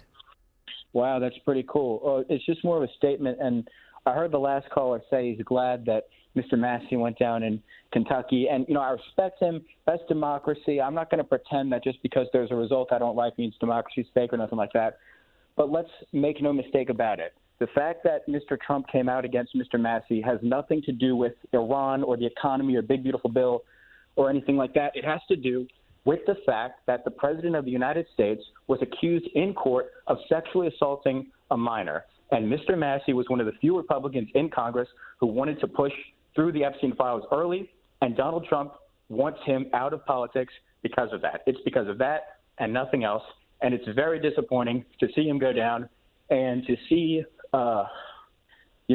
Trump, sort of get away with it, essentially. And very disheartening. That's about it. Thank you. It's Anthony in Marlton, New Jersey. And Illinois, we go to Jamin, Democrat. Jamin, thanks for calling in. Hi. First of all, I just want to thank you for taking my call. And I just have a statement, and then I'd like to ask a question of your panel there. First of all, back to what the three previous callers will touch on all of that. The last caller, especially with the corruption, the manipulation, the Trump machine is able to insert itself to get one of their own, someone who voted with President Trump, I think like 78% of the time, out. This isn't a loss for Democrats. This is actually a win. And if Democrats can be smart, which they've shown us recently that they aren't, but it gives me hope with Mr. Booker, the kind of things that he is saying, that everybody's tired and doesn't trust politics because of the corruption, because of the money that's involved, because of the lies and the manipulation. And there really just aren't any Democrats that are running with that aside from James Tallarico, which I think he's going to do great, and I think he's going far because he wants to get the corporate money out of politics, and it should be that way. That should be the case. Jamin, but also... you said you had a question for the panel. What's your question? I'm from Illinois, and I just wonder if Illinois is on their radar at all as far as the governor's race goes, and if Trump's support towards Darren Bailey can make any difference in Illinois, or if Illinois is just always going to do what Illinois does. Jessica Taylor, seems like a perfectly tailor-made question for you. J.B. Pritzker is the heavy favorite there to win re-election. I think that Darren Bailey, even with Trump support, he could do perhaps better in downstate Illinois, but Chicago is a lot to overcome statewide. Kirk Beda? It certainly is. I think when you talk about Trump's endorsement making a difference, I think, yes, it does. It helps J.B. Pritzker a whole lot when Trump endorses a Republican candidate in Illinois. Numbers again, if you want to get your thoughts in before the end of our evening, and we will end at 10 p.m. Eastern. Democrats, it's 202-748-8920. Republicans, 202-748-8921. Independents, 202-748-8922. And if you voted today, let us know what it was like out there at the polls. 202-748-8923. A call in the U.S. Senate primary in Georgia on the Republican side. Mike Collins is going to the runoff with 41.6%. The question is, will Derek Dooley or Congressman Buddy Carter join him in that runoff? Derek Dooley, the former college football coach, is ahead of Buddy Carter. It looks like just about 20,000 votes or so, but it's tight. It's just a few percentage points. Jessica Taylor, is there enough room here for Buddy Carter to come back? We're only at 57% the votes in. Right, and as Kirk was talking about, we will not have Fulton County results until for at least a little over another hour.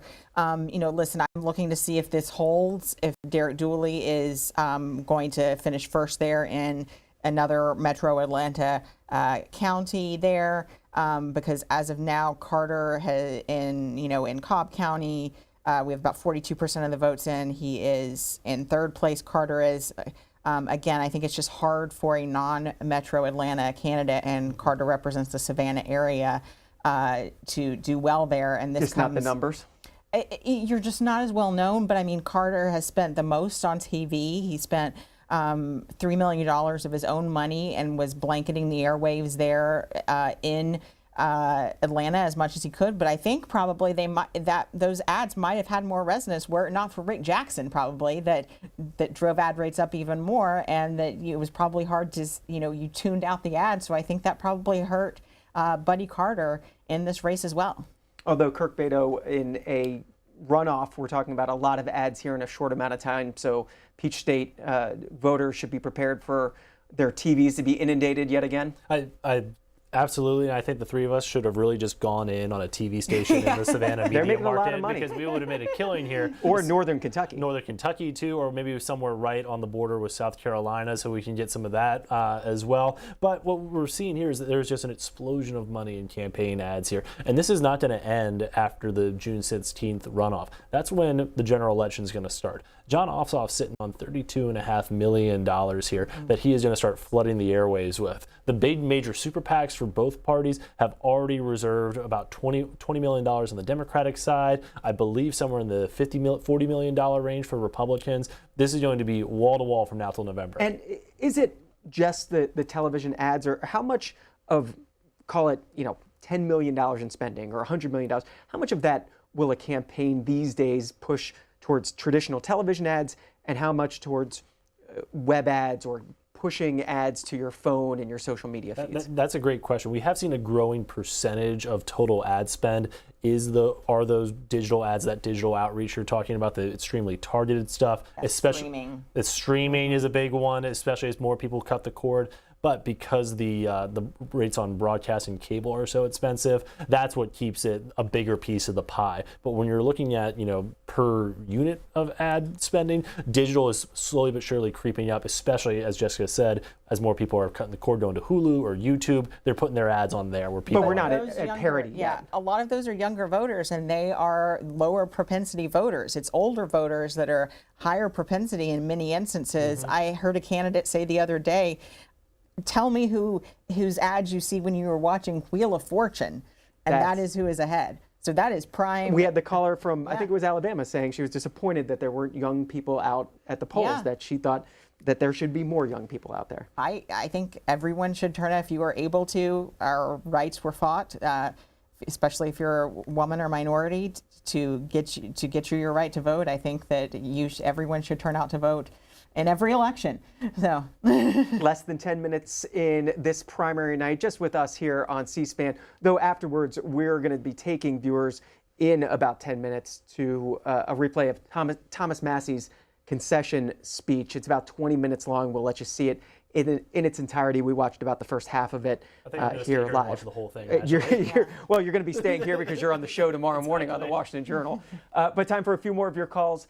We definitely want to get to them. Phone lines for Democrats, Republicans, Independents, and if you voted today in the Keystone State of Pennsylvania, Nancy is in Westchester, Democrat.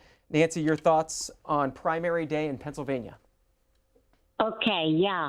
Well, what I found when I stood at the polls for the whole time was that the Democratic turnout was much higher than the Republican turnout.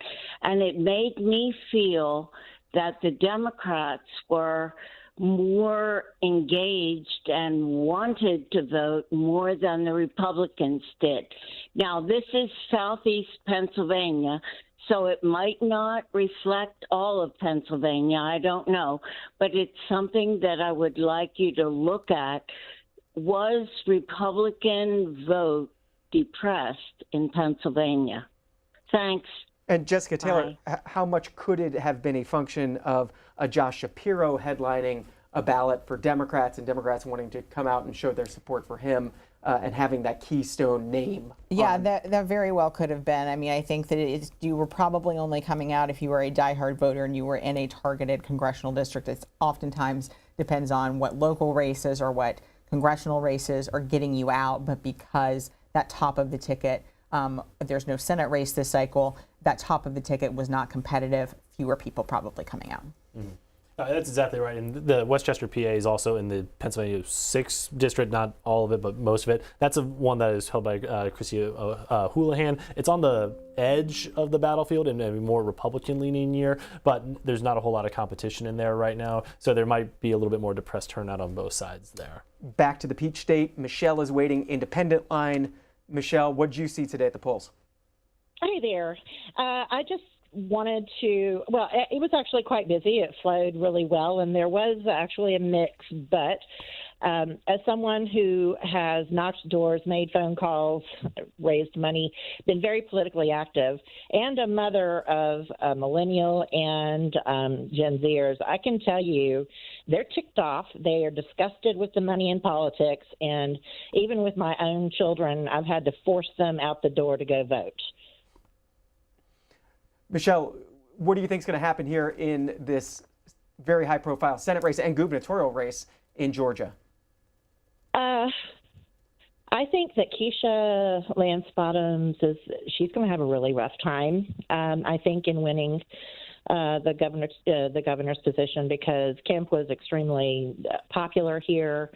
I have to say that some of the ads I was really disappointed with on the Republican side as well, because some of them started out okay with integrity and like Raffensperger, for example, and then they ended up just all about immigration. Buddy Carter's was terrible.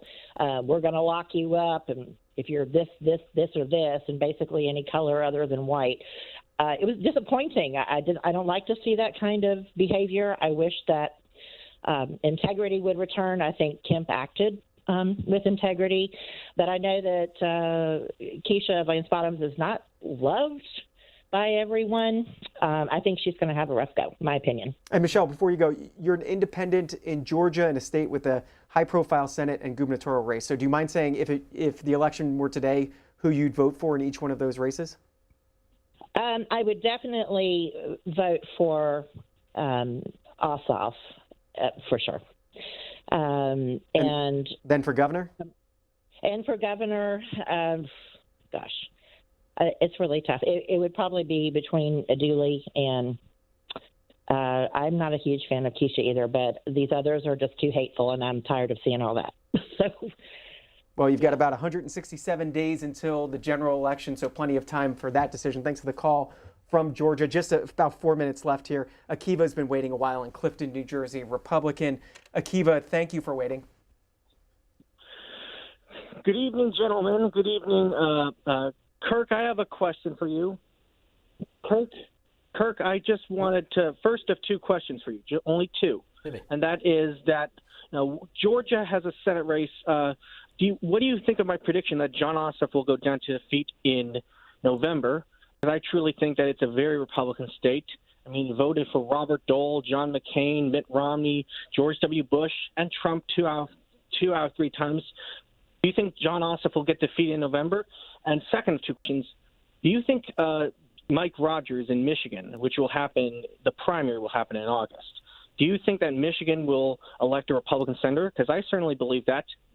That's Akiva.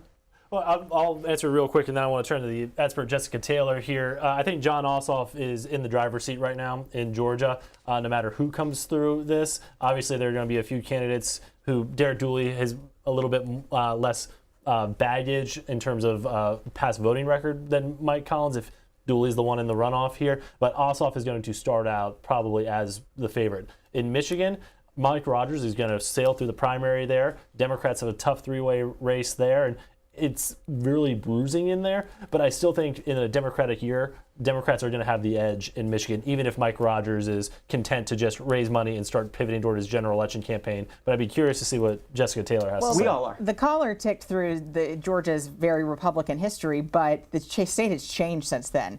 You have a lot of new people, a lot of college-educated voters, a lot of very diverse voters moving in. So that state has changed. And that, while Trump won it again in 2024, it was only by about 2 points.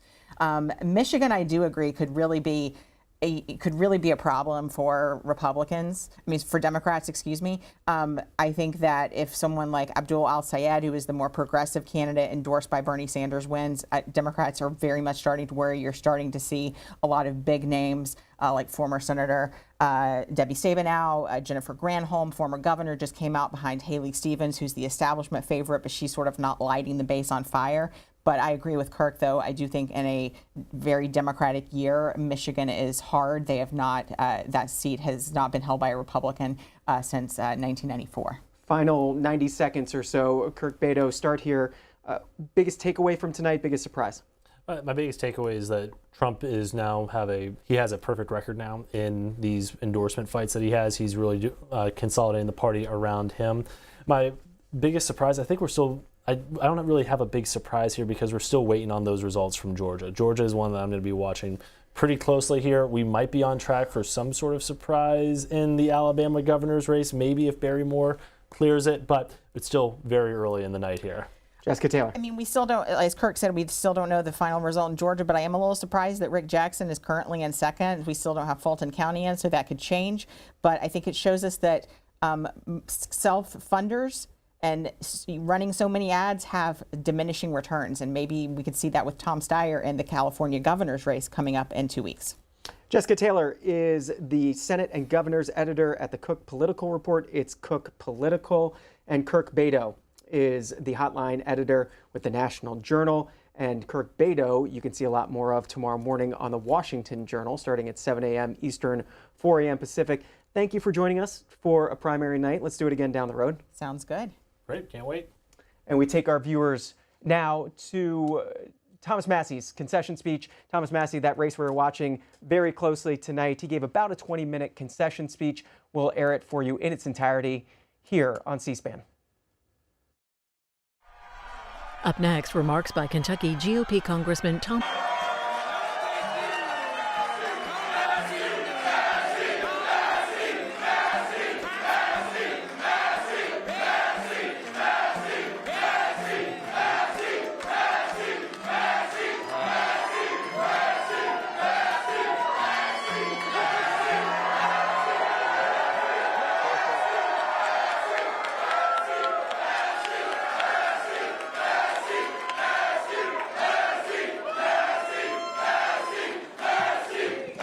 All right.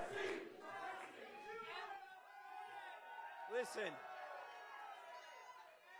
I would have come out sooner, but I had to call my opponent and concede, and it took a while to find Ed Galrein in Tel Aviv.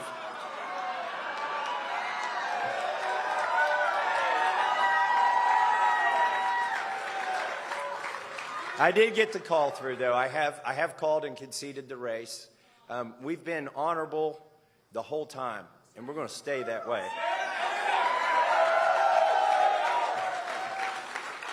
You know, welcome to the most expensive congressional primary ever in the 250-year history of this country. It's not just the most expensive. This thing went on longer than Vietnam. It started 9 months ago, and they didn't even have a candidate, and they decided they want to take me out. I want to start by thanking the volunteers who have put so much effort into this. Some of you came from all across the country. Some of you are homegrown. Well, I love all of you.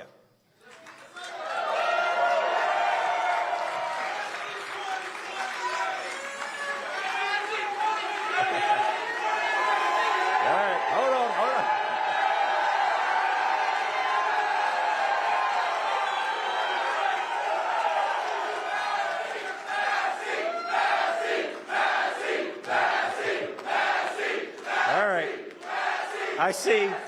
I see how this is going to work. I'm going to have to not quit talking or you'll start doing it.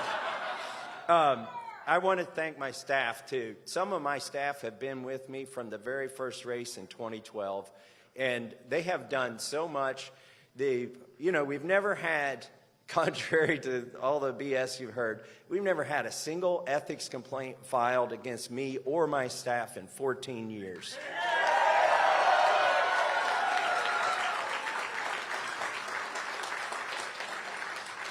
I want to thank the donors. Now listen, I'd name them all, but there's 50,000 donors, okay?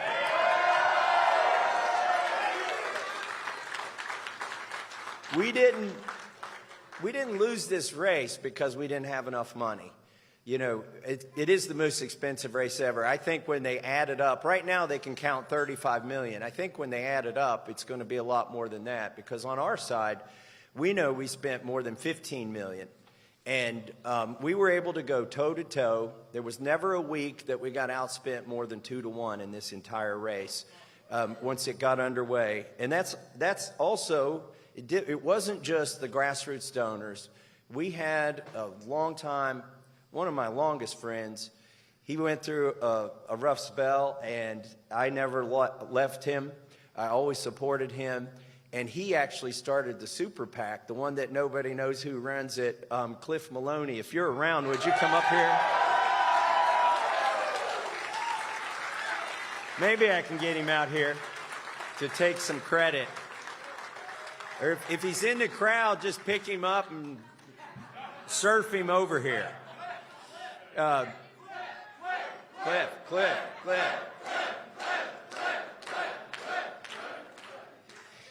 I see, by the way, I see one of my online influencer heroes, Bobby Sauce, over here.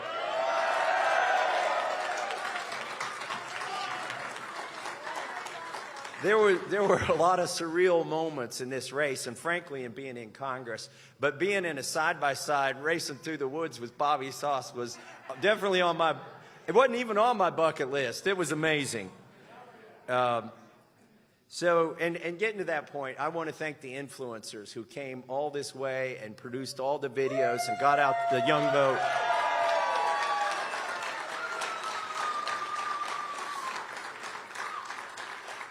I want to thank my family. That's who we have arrayed back here, my grandbabies, all three of them.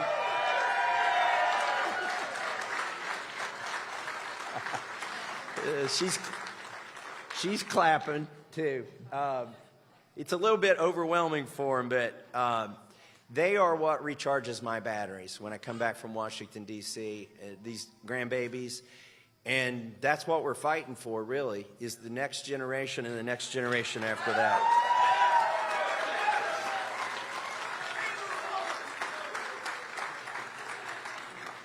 But I have to especially thank my wife, Carolyn.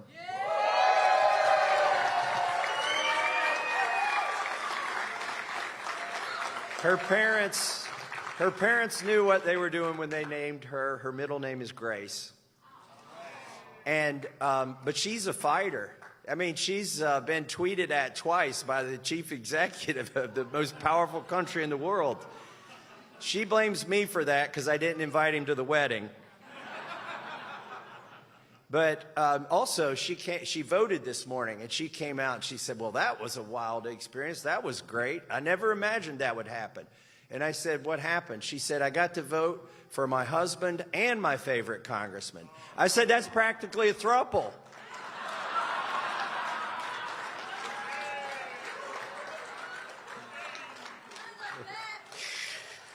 Oh. In all seriousness, walking out here and seeing all of you has really energized me. And it has all along. But why am I hopeful right now? Because if you looked at the crosstab in the polling, and I'm sure if we had exit polling, it would show the same thing. We have the younger demographic. We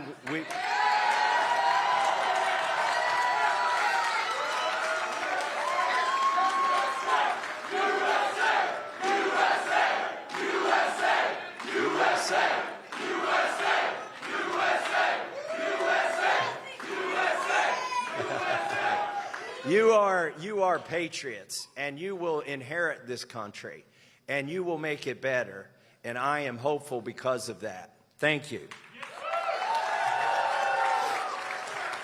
We accidentally, I think, didn't mean to do this. It started out as an election, and it turned into a movement.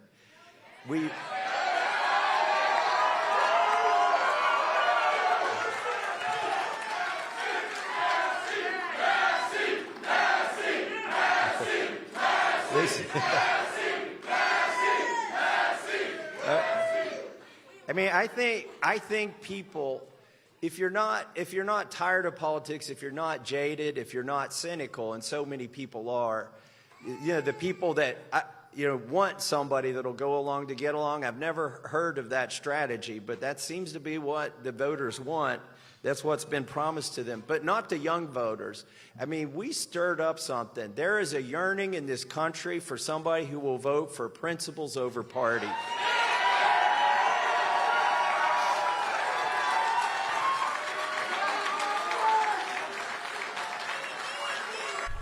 We're bringing you live coverage of tonight's primary races. We're going to take you live now to Mike Collins, Republican in Georgia. I started this campaign almost 10 months ago with a mission, and that was to deliver Georgia a workhorse, someone who has been in tough fights and come out on the top, and someone that has always put the people of Georgia first in everything they've done. And y'all, tonight we are one step closer. Now, every single day, week, and month of this campaign, we have had to prove the naysayers wrong. The folks out there that have been saying that some congressman from right here in Butts County, this barely finished his first term, could organize statewide, could build the coalition, or could even take on the machine and win. Well, we've proven them wrong every step of the way.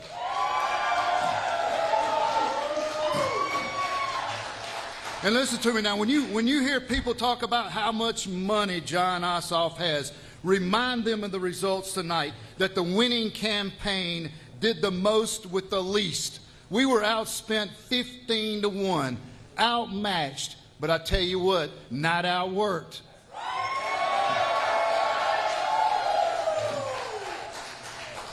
I'll tell you why I'm successful. You see, I took that experience of being in one of the most regulated and taxed industries out there to Washington, D.C., and I was able to get 2 pieces of legislation signed into law by 2 presidents from 2 different parties in just 2 years. The Trink Act, it helps local law enforcement out there fight these deadly drugs that are killing our communities. And the Laken Riley Act, which is named for a young nursing student that was murdered in my district by some illegal that Joe Biden and John Ossoff led into this country. And it just simply makes sure that these illegal, violent criminals are picked up and deported sooner. And y'all, that was the very first piece of legislation that President Trump signed when he returned to the White House. And in just 1 year, that Laken Riley Act has been responsible for removing over 20,000 illegal criminals from our streets. And you see, those bills, they didn't just pass because I dropped them in the hopper, went and did a press conference and called it a day. I knew I could get Laken Riley passed with just party line votes. But I also knew that I needed leverage in the Senate, so I went and got Democrats. I went door to door and made sure that piece of legislation was passed in a bipartisan fashion. Y'all, I had Democrats tell me that, hey, I've never seen a Republican in here pushing their own bill. But I had others, like John Ossoff, who just sat there quietly while I explained to him how this was going to help our constituents to make sure that another Georgia life wasn't lost at the hands of some illegal alien out there. You see, that's the difference, y'all. That's the difference in someone being in the private sector, in a do-or-die business where if you mess around and make the wrong decision, then you go out of business. That's just something you don't see in Washington, D.C. Listen, I am so proud that our campaign has been supported out there by Laken Riley's family, by the National Border Patrol Council, Turning Point Action, which was founded by Charlie Kirk.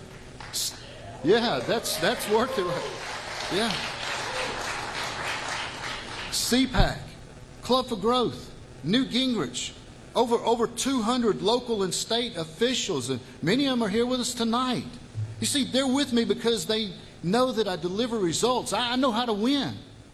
If I say I'm going to do something, I get it done. It's just that I don't operate like a typical politician. Because you see, if passing bipartisan legislation that helps Georgians was so easy, everybody would be doing it. And the Senate would probably work a lot better as well. But y'all, how many times have you seen Republicans have control of the House, the Senate, and the White House and still struggle? And it's always because it's in the Senate that's the problem. You know, I'm just a businessman. So y'all, I look for the best deal that I can get out there. And if you're a conservative Republican and you want a conservative government, I'll tell you something, I got a deal for you. How about this? How about a 2-for-1? With me as a nominee, you're not just going to get to replace John Ossoff, but you're going to replace a Democrat with an actual conservative who will fight. And I mean fight.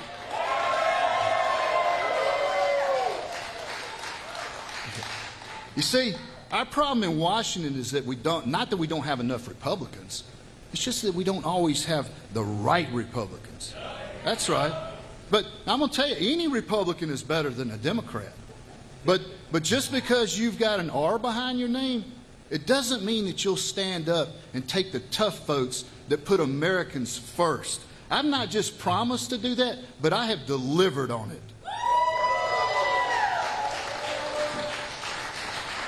Yo, hey, campaign slogans are cheap. Those slick advertisements, they're expensive. But the right voting record, now that's priceless. I will never apologize for being America first. As a matter of fact, I am unapologetically pro-God, pro-Trump, pro-Second Amendment, pro-strong military. By gosh, peace through strength works. Look,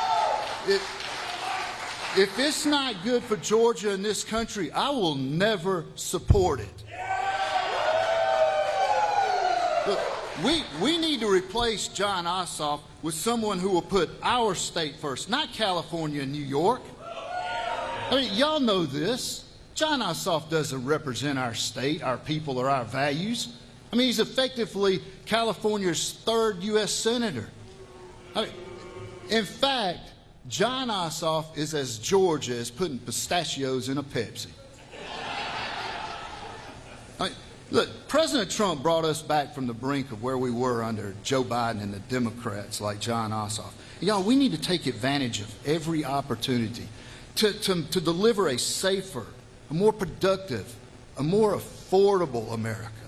But right now the holdup's in the U.S. Senate. And John Ossoff is blocking progress every opportunity he gets. I mean, he shut down the government to try to give illegals health care. I mean, men and women's sports. I mean, he supported open borders that allowed killers like Jose Ibarra come in.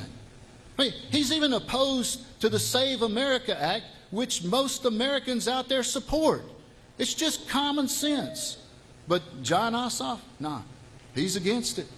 See, Georgians want bipartisan productivity and common sense.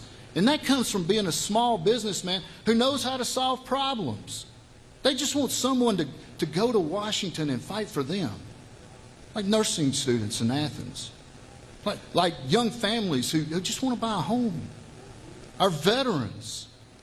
Or our farmers out there who've had some of the toughest times in decades due to a broken Washington. Or just anyone who wants a smaller, more productive government. So yeah, I look forward to prosecuting the case against John Ossoff. His first term versus my first term. And here's what you're going to see. Here's what you're going to see on that stage in October when I'm up there. You're going to see a successful small business owner who took the hard lessons he learned in the trucking industry, went to Washington, D.C., and delivered for the state of Georgia, versus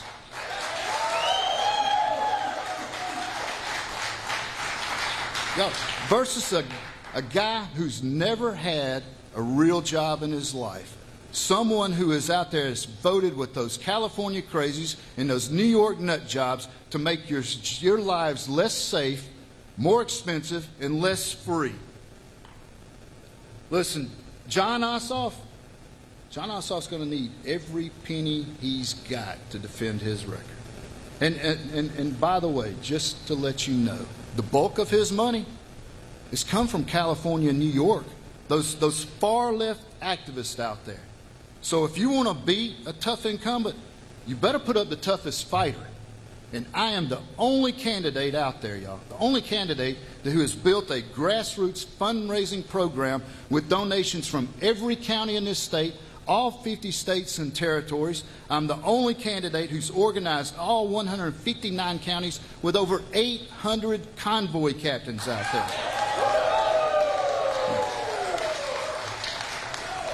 You see, you don't win this state anymore by running the most TV ads. Sorry, cameras in the back. You don't. It takes real grassroots efforts and operations. Y'all, either the other candidates didn't care enough to do it, or either they just didn't inspire volunteers enough to sign up. But either way, doesn't matter. If that is just a recipe for disaster in November, if you put up some milquetoast nominee like that.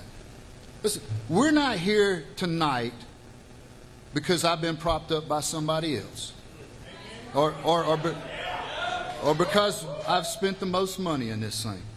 No, we're here because we work hard, we've got the best organization, the best voting record, and the best message, and that's what it's going to take to beat John Ossoff. Now, everybody knows that I do best with the MAGA base. It's because they know I've always been with President Trump. Even when it wasn't popular, I was still out there on the trail fighting. But what you may not know is that, y'all, I polled best against John Ossoff in a head-to-head matchup. And I performed best with suburban voters and women. And why is that? I mean, is it because I got the best hair in the race? I don't know, maybe. No, it's because voters are resonating with the fact that I hadn't spent a career in politics, y'all. I'm just a businessman who gets results. And when tragedy struck in Georgia, I was willing to put politics to the side and do what was right. And John Ossoff, he wouldn't do that. That's the voters that you got to persuade if you're going to be successful in November. That's why I'm the only candidate out there that is either tied or within the margin of error with John Ossoff in every general election poll. So, what's our path to victory? Simple. Same as what it was for Governor Kemp and President Trump. You turn out the low propensity voters, Trump voters, and you have a message for the Atlanta suburbs. Because you see, the suburban and independent voters, they just want results. They want somebody to go to Washington to deliver for them. And I have delivered. See, you don't beat John Ossoff with no record. You win by having a record of results. And thank you. You see, I've shown that you can go to Washington and put Georgians first. You don't have to listen to your donors in California and New York. John Ossoff, he can't say that. You can pass bipartisan legislation that makes the lives of Georgians safer and more secure and never sacrifice your values to do it. When I signed up for this, you know, I knew it was going to be tough. I knew it'd be tough to run against an incumbent U.S. senator. But y'all, what I didn't know is that I was going to have to face an incumbent governor in the primary first. But listen, looking at the result tonight, it shows that nominees are not picked on West Paces Ferry. And in November, we're going to show that Georgia's senators are not picked by California and New York donors.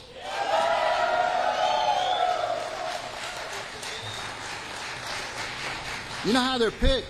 They're picked by Georgians who want and reward candidates who are authentic, who mean what they say, who do what they promise. And just like what I've done in Congress in a bipartisan way, and all the while I've still held true to those conservative values.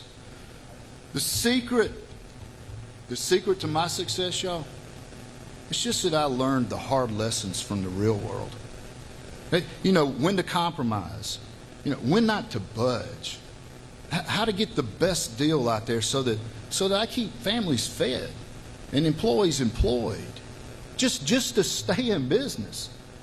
Because I don't know about y'all, but sometimes I swear, y'all, I felt like that the federal government's #1 job was to put me out of business. And that's the perspective that I took with me, and with every vote that I take. That's exactly what you need more of in the U.S. Senate, and that's exactly what you'll get with me in the U.S. Senate.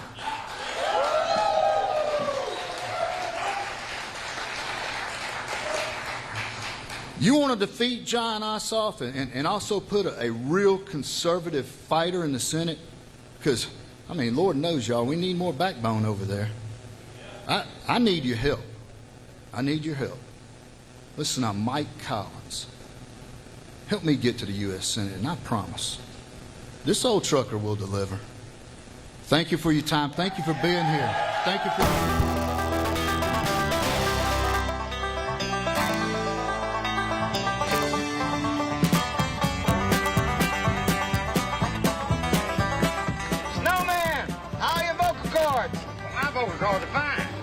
I'm a little worried about Fred now.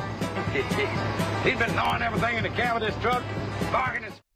Up next, remarks by Kentucky GOP Congressman Thomas Massie, speaking to voters on primary night.